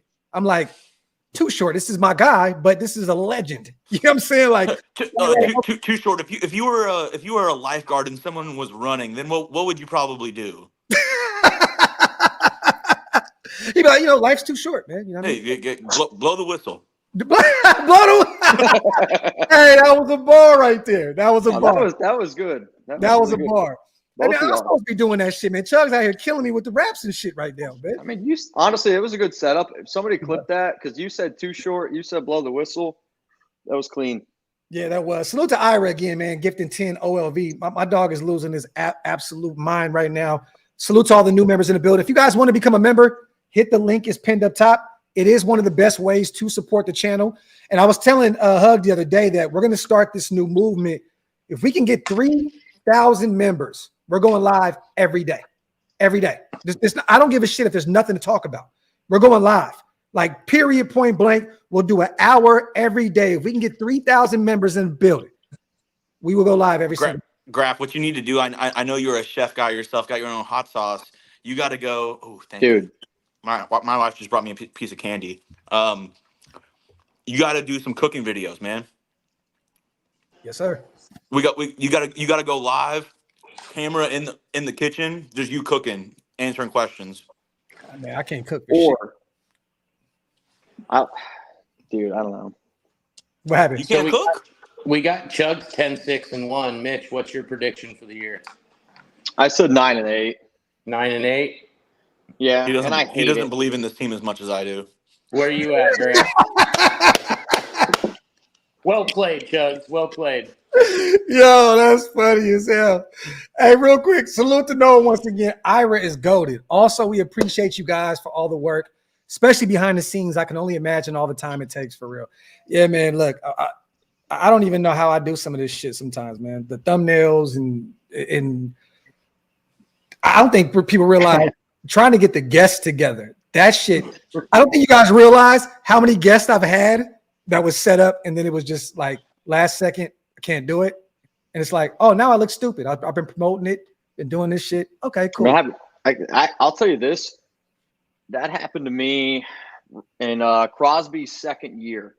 So Max, again, he's like the first player that I ever talked to. So him and I, like, early on built a cool relationship. And then I told all these people, like, oh, we're going to do a Max Crosby show. And then, like, 4 hours before the show started, he canceled on me. He's like, can't make it, man. Sorry, not going to be able to do it. And I remember being like, like, at that time, we're just trying to get our YouTube channel up and running. Like, we're probably like 7K subscribers, right? So I'm telling people Crosby's coming on the show and he cancels on me. And then all of a sudden it was like, what the hell do I tell people? And I can remember just getting flamed, which on the other side, I'd probably flame that person too. Like, this fucking guy said he was getting them. Yeah. And then we were going to do another show with Crosby and he canceled on us again. But that was a day because they announced they were going to go from Oakland to Las Vegas. But I can remember being a content creator being like, is my show going to end? That was I remember that day. That was a really bad one. Yeah. I've only had a few people that really, Jalen Richard, which is still my guy. We text each other. We still talk. He was supposed to come on and something happened because he was working on trying to get back into the league. He had a few teams looking at him and he didn't want to go on live and say the wrong thing. I understand completely. So he mentioned the 3-4 teams to me in person and he was like, I can't, But there's been a few guys that, yo, man, I would love to. I watched the show, especially legends, like guys that used to play for the team. It's like, fuck, man, like I'm promoting this shit. And now it's like, okay, cool. But that's a part of being a businessman, part of being a content creator. You got to pivot, figure out other ways to do things, and it is what it is. But you know what? It's a business, man. Yeah, it is. But you know what? Though, Woodson like, interview was goated, though, bro. what's up? I said that Woodson interview was goated, though. That's one of my favorite players. And you know what's so funny though, bro? I was so fucking hungover. Like I was literally like this. Like I had two. Was that because of Mitch? No, bro, I was in bed. Mitch wasn't out there. I had two Trent iced coffees. I'm shaking. I had 2 hours of sleep. I was completely like damn near blacked out. And Chuck was like, "Yo, it's time." And I'm like, "Oh shit! All right, bet." We weren't planning. We were just kicking it with Chuck. That's my guy. Like I love Charles. Like he's such a good dude, bro. Like you get around him, he's just that guy. But he was like, "Yo, Graphk, we going live, right?" And Cody looked at me. Cody looked at me like, Let's go, Bryce. Man, oh shit, motherfucker! Let's go. My guy, I got you, brother. I got you. Cheers to my brothers, man. Cheers to the nation. Salute to all my people here in the building, man. Appreciate you guys. As always, man. Love, love, love. Blase, blase, blah. So we got 10-6-1, 9-8 from Mitch. Graphk, where you at? Basement of 10-7, ceiling of 11-6. You gave yourself a 1 game? Yeah, why not, bro? Why not? Fuck it. All right. Either way, we about to cook. Hey, you know what? I think the fact that we're all hanging out here, and this live's been going for what? Shit, almost 3 hours. People have been watching this thing in the middle of June talking Raiders. Shout out to Ty Bones Davis right there, Ira Jackson. This is Ty Bones. We have a term at Chat Sports called a real one, and the real one is like somebody that's like, if you're in a hard pinch, right? Like you think about like your really good friends. You're like, man, I can tell them anything I want. I know they got my back. Like that's a real one. And so I think all the people that are watching this show right now, real ones. Yeah. No Manti Te'o situation over here. And we've almost pretty much had 1,000 people in the chat. Hey, stupid. Yo, we pretty much had 1,000 people in the chat the whole time too. So salute to everybody here in the building. Whether you're watching on Twitter, what I mean? Oh, come on, Mitch. Bro, let's go. Bruh, what the fuck are you doing, man? Come on. No, real quick. Nah, bro. Real one. So now I gotta take my brother out and get right. Man, no, I think the people that are watching right now, these are the people that should watch your content. They should get more of you. And I want y'all to seriously enjoy the content because it's like this is real shit. And you're killing it, man. But I appreciate that, brother. But thank what? you. But now I gotta go over there. Show the other day, a month ago, and Chugs, what was walking Graphk out to the car like? Like you earned them memberships. You were stumbling. You were mad and stumbling, bumbling. But my bro always, come on, you know what you be doing. Like we not. Graphk kind of had the pimp walk going in the parking lot. Chugs had the baby Bjorn on carrying Graphk out to the car. He was hurting. Yo, Tiff looked at me. My wife looked at me. She said, she really looked at Mitch like, bro, what'd you do? You did that. Like you did that. You MFer. Look what I got to deal with when I take him home. Yeah, but Tiff knew. She already knew. Anytime we get together, we doing some shows. Like it's gonna be a little. It's gonna be weird. Yeah, it's gonna get weird. He went and got Graphk a Happy Meal. It was all good. I threw it up on the tollway too, bro. The tollway. I threw it up. I literally pulled over by was it Toyota Stadium, the soccer stadium? Mm-hmm. Bro, I threw up everything, bro. Like Nice. I remember giving Tiff a hug, and she like kind of like looked at me like kind of like that look, like a parent gives like it's a concerned look, and she was like, how banged up is he right now? Hey, but I held my own on screen, right? I was like, we good. Man, I walked down the stairs, it was over with. Honestly, the most impressive thing that Graphk did that day was not even involving drinking. We have these Bean Boozled jelly beans that are disgusting flavored ones. My boy was popping them back like Pop Rocks.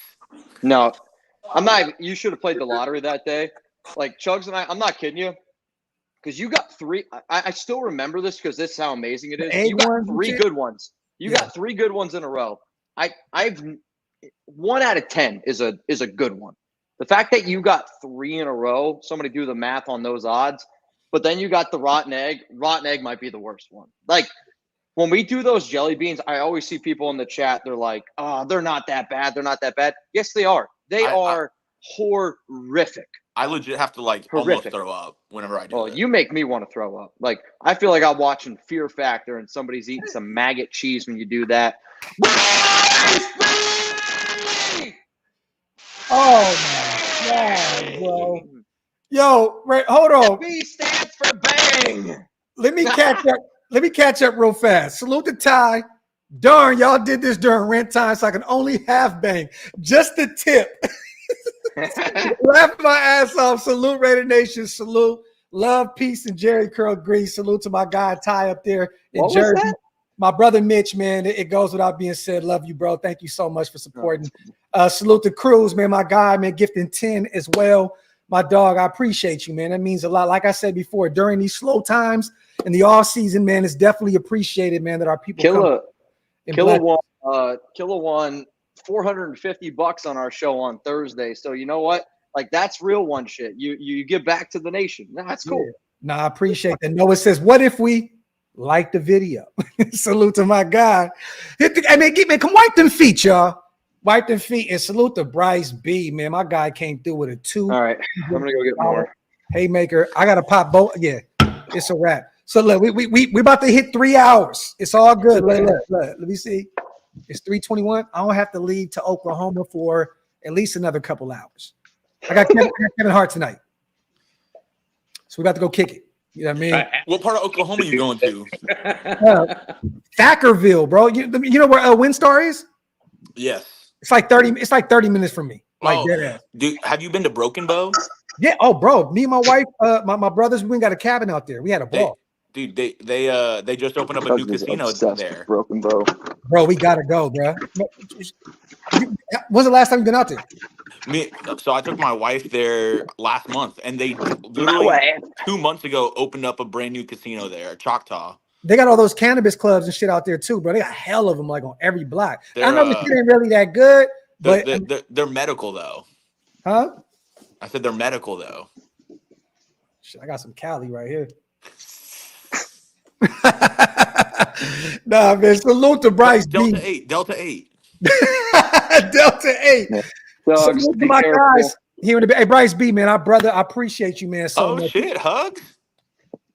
Hey, bro, hug different, bro. Hugs is different, bro. Like, dude, that's a nice car. The shit he be sending in the group chat, I be like, dog, like, if you don't get the fuck out of here, bro, like, I'm living life wrong. Can you guys hear me?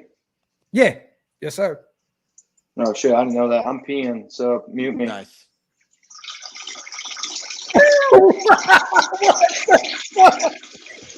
Hey, yo.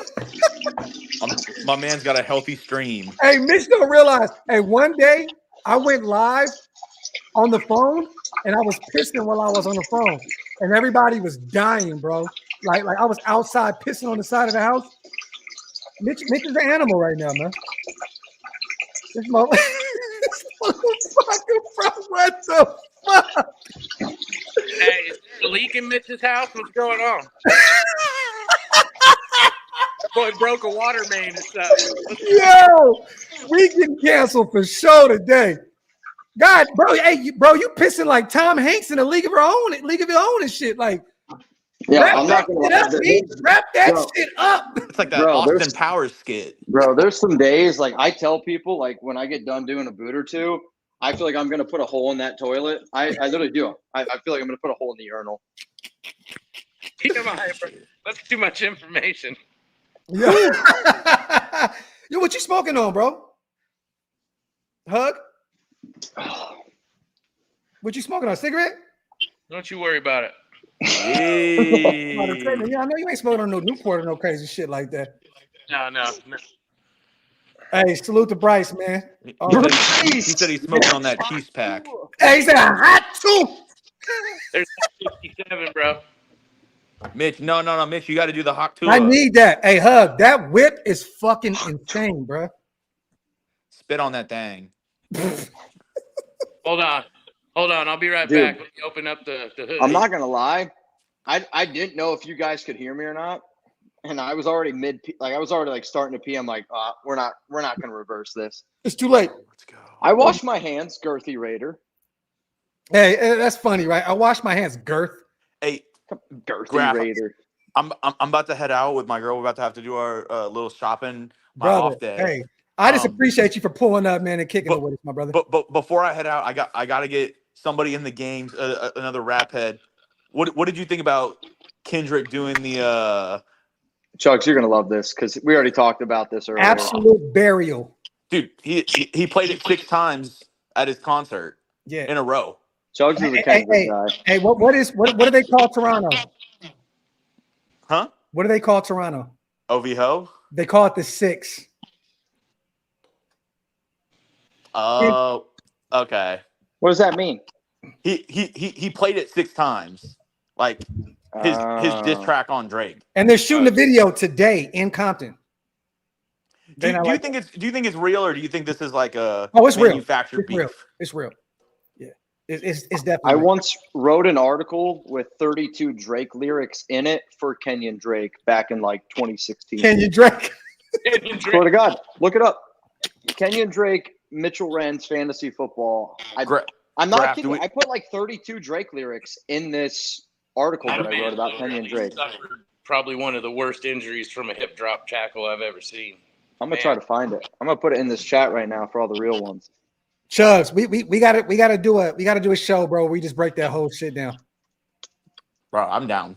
Let's do it, cause bro, hip hop is my lane. Like that's where I come from. So I would. Hip hop is my lane. You're probably not gonna like it as much, but I'm not team Drake or Kendrick. Oh, hold on. Let me put this out there before you leave, real quick. I've never been a Kendrick fan, ever. Drake is one of my favorite artists in the world. If I go on a road, I'm driving to Atlanta from Dallas like I do 2 or 3 times a year. I'm playing Drake, and I'm from the West Coast. But guess what happened? I'm a J. Cole guy. Wasted told me. He said you are missing. I'm with you, Graphk. He said you're missing out. He said, bro, you are tripping like Kendrick, because Kendrick. All those crazy voices, it reminded me Nicki Minaj's. I'm just like, that's too much for me. I'm like, I don't like that shit.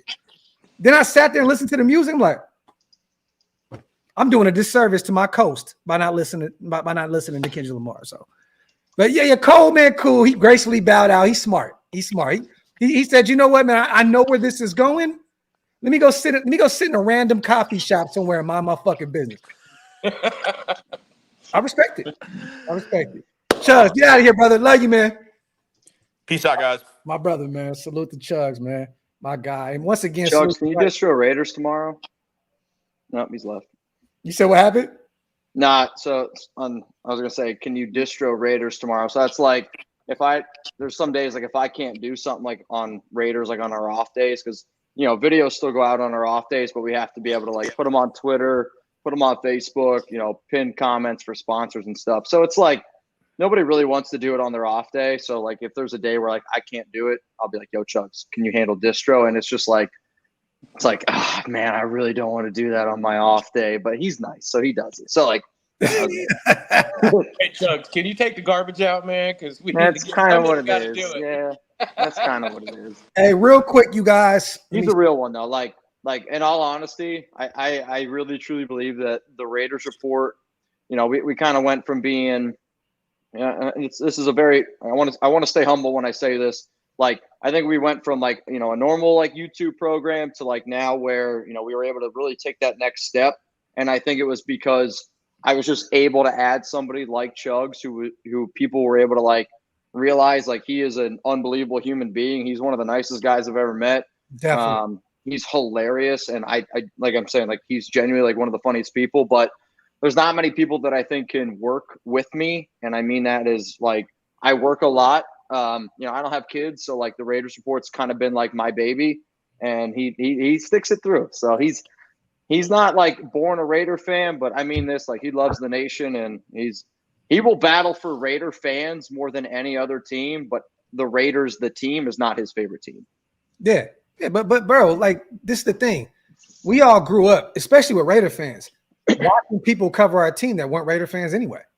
Absolutely. So it's like, well, no, like, but like I don't think people get at times like, because he's also now trying to like go on his own path of make Texans videos, which I want I to be love able it. to do. Now they're skyrocketing right now. That's beautiful. Well, it's also like, here's the honest part of it. It's more money in Chugs' pocket. You know what I mean? Yeah. Like Uh-oh. he's newly married, and it's like I want him to be able to make more money for himself and live a better life. But then like he'll tell me, he's like, oh, I would pick Raider fans over Houston Texans fans or like any other fan base out there, just because Raider fans, I think, show that love in a little bit of a different way. And like Raider fans are family. They're not afraid to call you out. They're also not afraid to show you love either, right? Like Bryce B, Ira Jackson, all the crazy shit that's happened today. Like that's why we're live for almost 3 hours right now. Yeah. For the It's real fun. ones. For sure. I haven't been live this long in a minute. Like, you know what I mean? So I love it, man. But I just want to say I appreciate you, Mitch, as well, man, for pulling up and always Hey, you know this. Like, getting a part of if there's one person who, and it's no disrespect to any other Raider content creator out there, Wasted, I love you. Hammer, you're my guy. Sanjit, that's one of my brothers. Hug, you know what? Right, you're right up there with them. But like, New friends, Graphk, brother. you're different. Like, you're actually like one of the very first people that actually hung out with me because they enjoyed my content. You and I were able to talk. You made your own YouTube channel, and like I am confident that I can help anybody create a YouTube channel, but the fact that you've been able to grow it the way that you have, like you deserve all the blase blah in that regard. Like you got your own thing going, and I don't got no kids, and I'm not trying to say anything weird here, but like watching your show grow, it's a very proud moment for me because I do think there's a little part of like me telling you, hey man, like dude, you could do it. Because Graphk, straight up, craziest Raider fan I ever met. Like, dude, when I met him for the first time, he's in Marshawn Lynch beast mode socks, all blacked out in Dallas, Texas. Mm-hmm. Like it's 100 degrees. Like I'm like, what is this guy doing? But like, it was cool because somebody was from Oakland, where I'm like, if I saw him in a dark alley, I'm not going down that dark alley. But also meeting him, it's like that's the nicest guy I've ever met. Like you kind of paved the path for me to be like confident to say like, all right, like let's go to a Raiders game, like let's meet some people. And yeah. I think what you're doing talked about it a million times. And I'm checking on Mitch the entire time he's in Oakland to make sure he's okay. You good? You were a dad, man. Yeah, I'm like, bro, you all right? I shared my location with you. Yeah, because I'm out here, bro. And I'm like, he's telling me, he's like, yo, there's this Airbnb in Richmond. I'm like, Richmond? Don't go there. Don't go What are you there. doing? Like, hey, John, you from San Ho, bro. You know. Stay out of Richmond, bro. Not a spot for you. Yeah, man. So, like I can remember I went to a party, it was a black hole party, and I told him, I was like, hey, I'm going to this area, and he's like, you don't want to go to that area. Like he's like he's just like, I mean, I don't remember what exactly we were talking about, but he was like showing me like different parts of the map, and I've said this probably 100 times on the show before, and he flat out looked at me, and I'll never forget. He's like, "You're too pretty to go in these areas," and I'm not kidding you. Like, it has stuck with me for the rest. Like, it is just stuck with me. And he's just like, "You're too pretty to go here." Hey, I remember like trying to call my Uber home. Yes. Nobody would pick me up. People just kept canceling, and I'm like, "Where am Ubers I?" don't show up in that hood, bro. Hey, Hart. Right now, I couldn't get an Uber home. This goofy motherfucker got on a BART. I said, what are you doing, bro? Like, no. And I think that's like the naive part of me where like again, like where I'm from, Central PA, like you leave your car unlocked, windows down, door unlocked. Like I'm not kidding, like that's where I'm from, right? So I hop on the BART, and I've heard so many Raider fans talk about the BART, and I was like, if I'm gonna go out to Oakland, I want to like try to do it the right way. And I was like, I want to do the BART experience.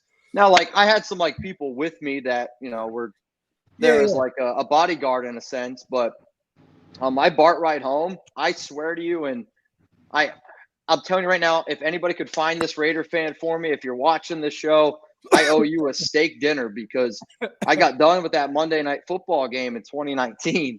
And, you're trying to walk to the BART out of Oakland. For somebody who's never been in Oakland, and for somebody, let's be honest, looks like me, I'm walking to the BART, right? I was very intimidating of what was about to happen. Then my phone dies. I have no phone. So I'm trying to figure out how to get back to, I was staying in a Howard Johnson. I'll never forget this.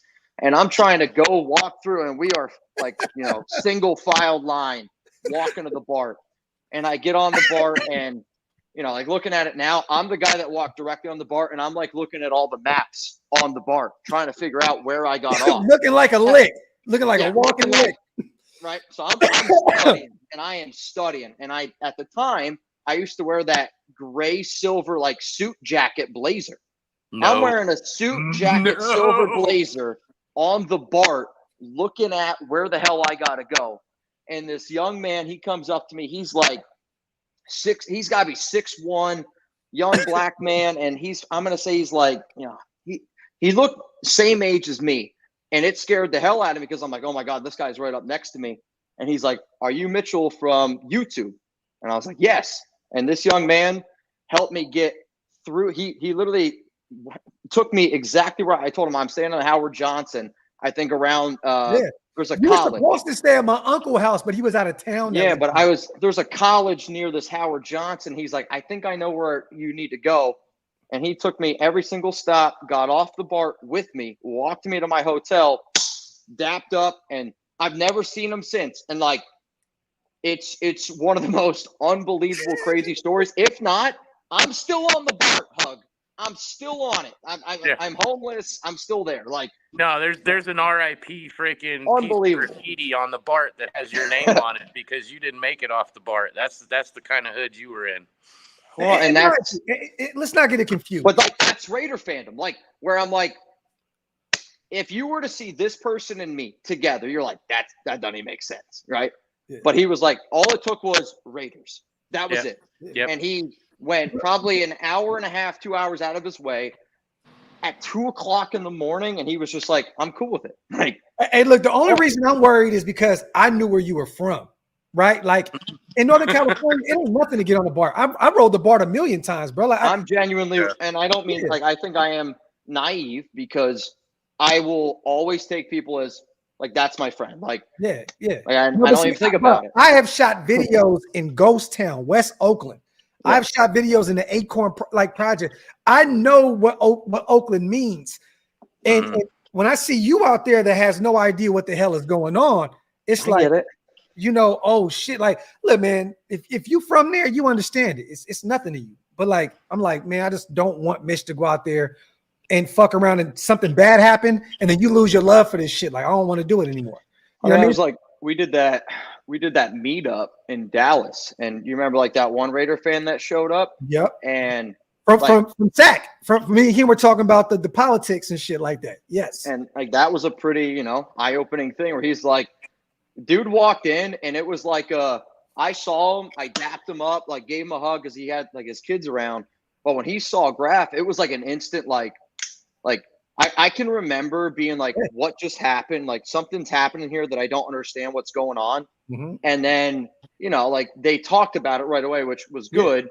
But he was straight up. He's like, yo, like 10 years ago, like you and I would have had something there just because of tattoos. Like, and I was like, oh, no. So he was from North. Hey, Hug. He was from North Sac. I'm from South. So like instantly, I'm like, what's up? And he like, what's up? So whoa, you know how this shit go. We get to talking. Yeah. But it was for somebody on the outside that has no idea what's happening, like in the actual like politics area of it. Yeah. But to just like see people like reaction, where it was like an instant like. We both sitting here like it was uneasy, like it was. Hug, you know what it is. We both sitting there look like she can go left right now. What's up? Mm-hmm. But then there's a filling you out process at all times when it comes. It reminded me of when Chuck sees another dog on a leash and he's like sniffing him up and down. Like, am I about to sniff this guy's asshole right now? Because that was getting close. I really thought he was going to do it. But mind you, though, me and him text for a while after that. We're cool. You know what I'm saying? Like, it's like he was. But he's another person. Like, I see that guy in a dark alley, Raider fan. He came in with his grills. He was rocking. He was the nicest guy there. You know what I mean? Like, not like that guy ever in my life. He was solid as hell. Yeah, no, good he dude. Was a stand-up dude. He seen my South Sac tattoo. He said, "Wait a minute." I said, "Yeah." But right when I hear you from Sac, I'm like, "Okay, what am I doing right now?" I'm like, "Yeah, where you from?" You know what I mean? Like, what's the question behind the question? But when I hear the North, instantly it's like, okay, so what we doing? You know what I mean? There's Graphk, who to me is like this, nice father guy, and then there's Graphk 916 that comes out this like alter ego. Where I'm like, wait a minute, who is this guy? Hey, I'm too old for foolishness, man. And I love that. I love that too. Where we're from, though. But I love that he was like me, right? Like I got kids. You know what I mean? Like I drove. Remember, bro? He said he drove like 3 hours to come out. He drove a long time to meet us. Yeah, so it was like, bro, okay, it's solid, man. It's all love. So I can also remember his daughter.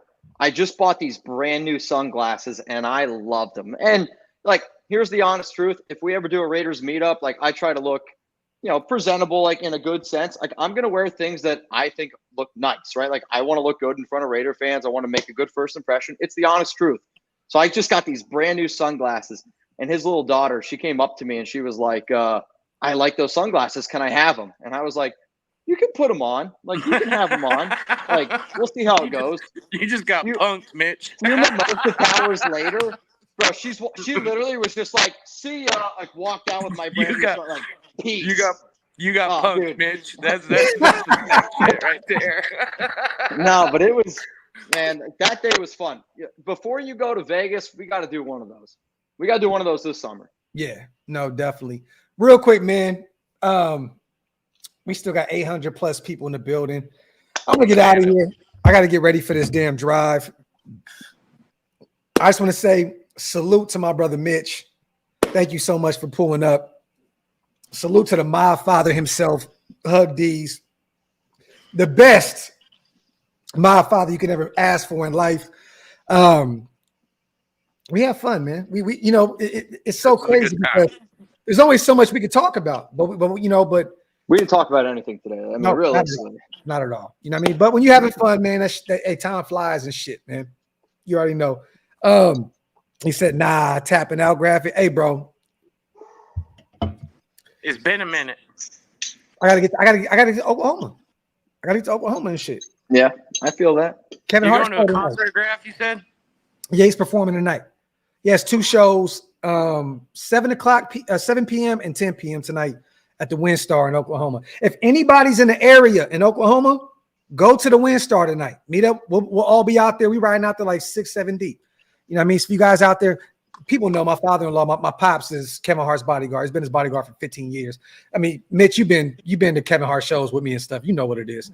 Like, I mean, I was literally talking about it today with my barber. He's a big Raider fan. And I was like, talking about the Kevin Hart show last year and how we got to hang out with Paul's Jeffrey Simmons, Keon Coleman's agent, like really cool thing there. But just like being able to like go back that night to I've never been in a Ritz-Carlton. And I'm proud to say that the first time I was ever in a Ritz-Carlton was with Graphk, just because this might shock you. That's where Kevin Hart stays, It was a cool experience, man. From top we were kicking it with Pops that whole night, talking about football, and then Paul came through, then he left. And salute to Paul, man. He's killing it right now. Mitch, we gotta link up soon. We all in the same city, bro. There's no reason. I know. We'll get together. Yeah. Big shout out to our brother Top Beats. He's got the WinStar URL in the chat, ready to go. In case you didn't know, like Top is on top of things. That's just him. We call him Top for a reason, man. He'll get on your top real quick. Faster than the hell. You know what I mean? And Mitch, that's not a pause, because in Northern California, when I say I get on your top, that means I'm gonna get on your melon. You learn something every day, King. Salute to everybody here in the building, man. As always, hey Mitch, I'm gonna say thank you, bro. It's your day off. Especially like I don't want to talk anything on my day off. So for you to pull up and give us 3 hours, man, we appreciate you. Hug, my brother. It is an honor to have you on with me today, man. We've been talking about it. We finally made it happen. And guess what? Now that I know you ain't coming on the show all weird and shit. I ain't weird, bro. I'm just a Raider fan and brother. You don't realize, bro. I've had people pull up. Oh, let me just cool. You are perfect, brother. Thank you so much. Because there's a reason why I stopped the fan shows. I used to do fan shows and have fans on with me all the time. And then it started going left. Right. And you're not see, we on the same accord. We adults, we have family, you know what I mean? But you just never know until you put somebody on screen what the hell is gonna happen. So guess what? I've seen it and I'm like, thank God I'm like, my brother Hug is a regular motherfucker like us. So we're going to keep this shit moving forward. Let's go. There you go. Mitch, what do you want to say on the way out, brother? If you guys want to subscribe to Graphk Show, please do. Hug. Man, it was great meeting you. Truly, I mean that. Like, I think it's really cool to finally put, like, you know, a face to somebody that you watch our show. I've seen you before in our chat. And it's really, really cool to be able to do that. I had a lot of fun today. The fact that I was able to do this, you know, kind of on my off day. At the end of the day, like, I just like talking to people. And I think Raider fans are just people that genuinely, like, it kind of reminded me of my buddy's bachelor party. You just go hang out with a bunch of dudes. I don't care really where you are. We were in the middle of the Poconos, middle of nowhere, but just because we were together, like, it was a good time. So, I don't know the last. I mean, 3 hours and 15 minutes. I mean, that's a hell of a live show. And Hug, I gotta say this. I love this because every one of my mob fathers, I have a connection to. So, like LV Maximus, that's my brother. Anytime I go to Vegas, we meet up, we kick it every time, right? Jason Hunter, that's my brother. Like, he lives out here in Dallas. I meet up, you know, you be like, I'm so mad y'all motherfuckers get the smoke. I want to go. Yeah. But that's my guy, you know what I mean? And Top has been rocking with me literally since day one. Like, when I started this channel, Top Beats was there, like, completely immediately, right? And now I get to see my brother's face, man. I just want to say, man, thank you, bro, from the bottom of my heart for pulling up and kicking it, man. Bryce B said, couple up, drink before we out. Oh, let's do it. What's up? Y'all want to cheers real quick? Real quick, though. Hold on. Graphk, what you should do when you get out of here, see when Top Beat subscribe. If you don't know how to find it, I can show you who your very first subscriber was. I want to know. How the fuck you do that? All right, I'll talk to you about it after the stream. I can show you very first person ever subscribed. You can find out when Top Beats did. Had a lot of fun today. Like, seriously, Ira, Bryce B, I hope you guys want to party up, because if we're ever out in Vegas this year, Graphk, you got to call me. Maybe not today. I'm a little blurry right now. Call me about what's going on in Vegas. We'll get linked up here. Let's get the girls together soon. And I want to tell you in person, because I want to get you involved. And I know there's certain things you guys can and can't do over there. I just want to make sure we can put something together. Look, man, I love getting bags with my brothers. You know what I mean? So I just want to figure out a way to get some shit rocking with all of us. You know what I mean? So other than that, man, my guys, cheers once again. Can we let's knock these back real quick? Ready? Yes, my guys, man. Cheers for the chat.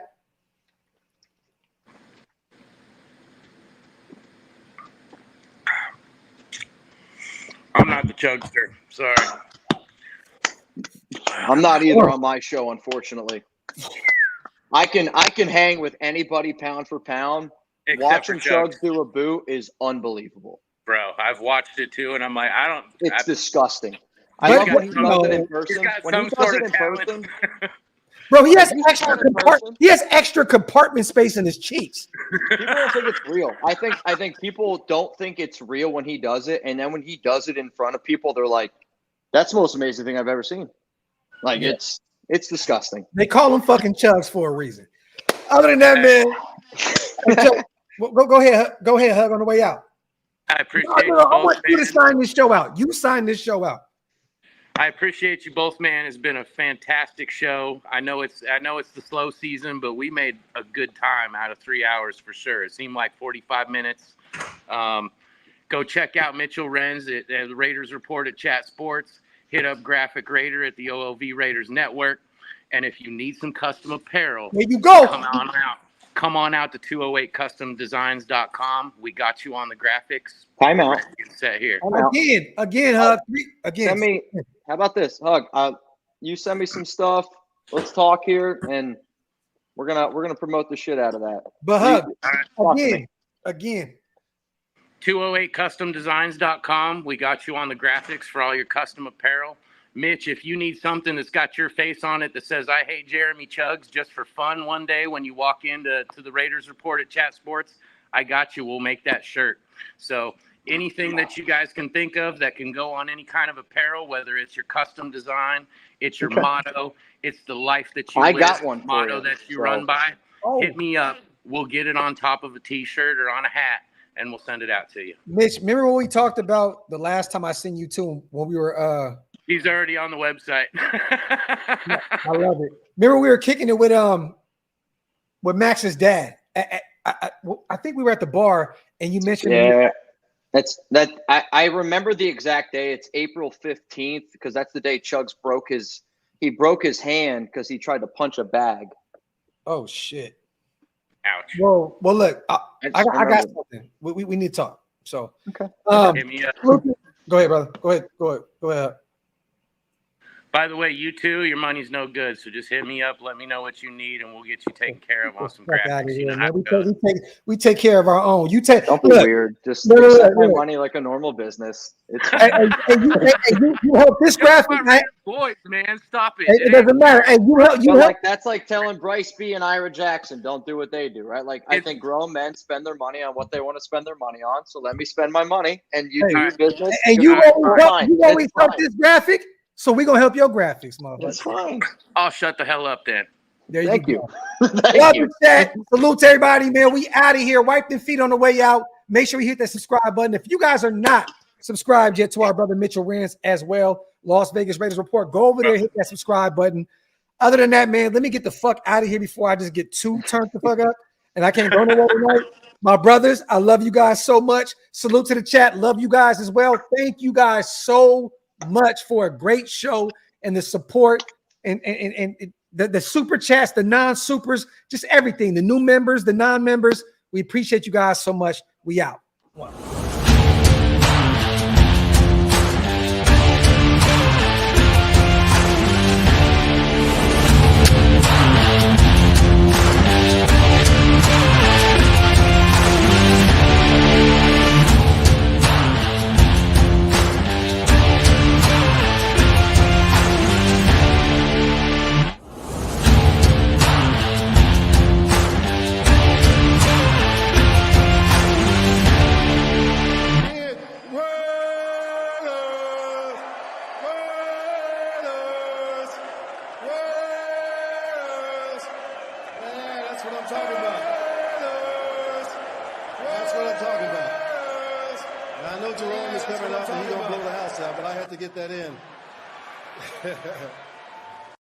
Friends? Yeah. Salute to my guy. Salute, brother. You good, bro? I'm telling the wife, I'm like, hey, I just got you all kinds of people on your spot right now.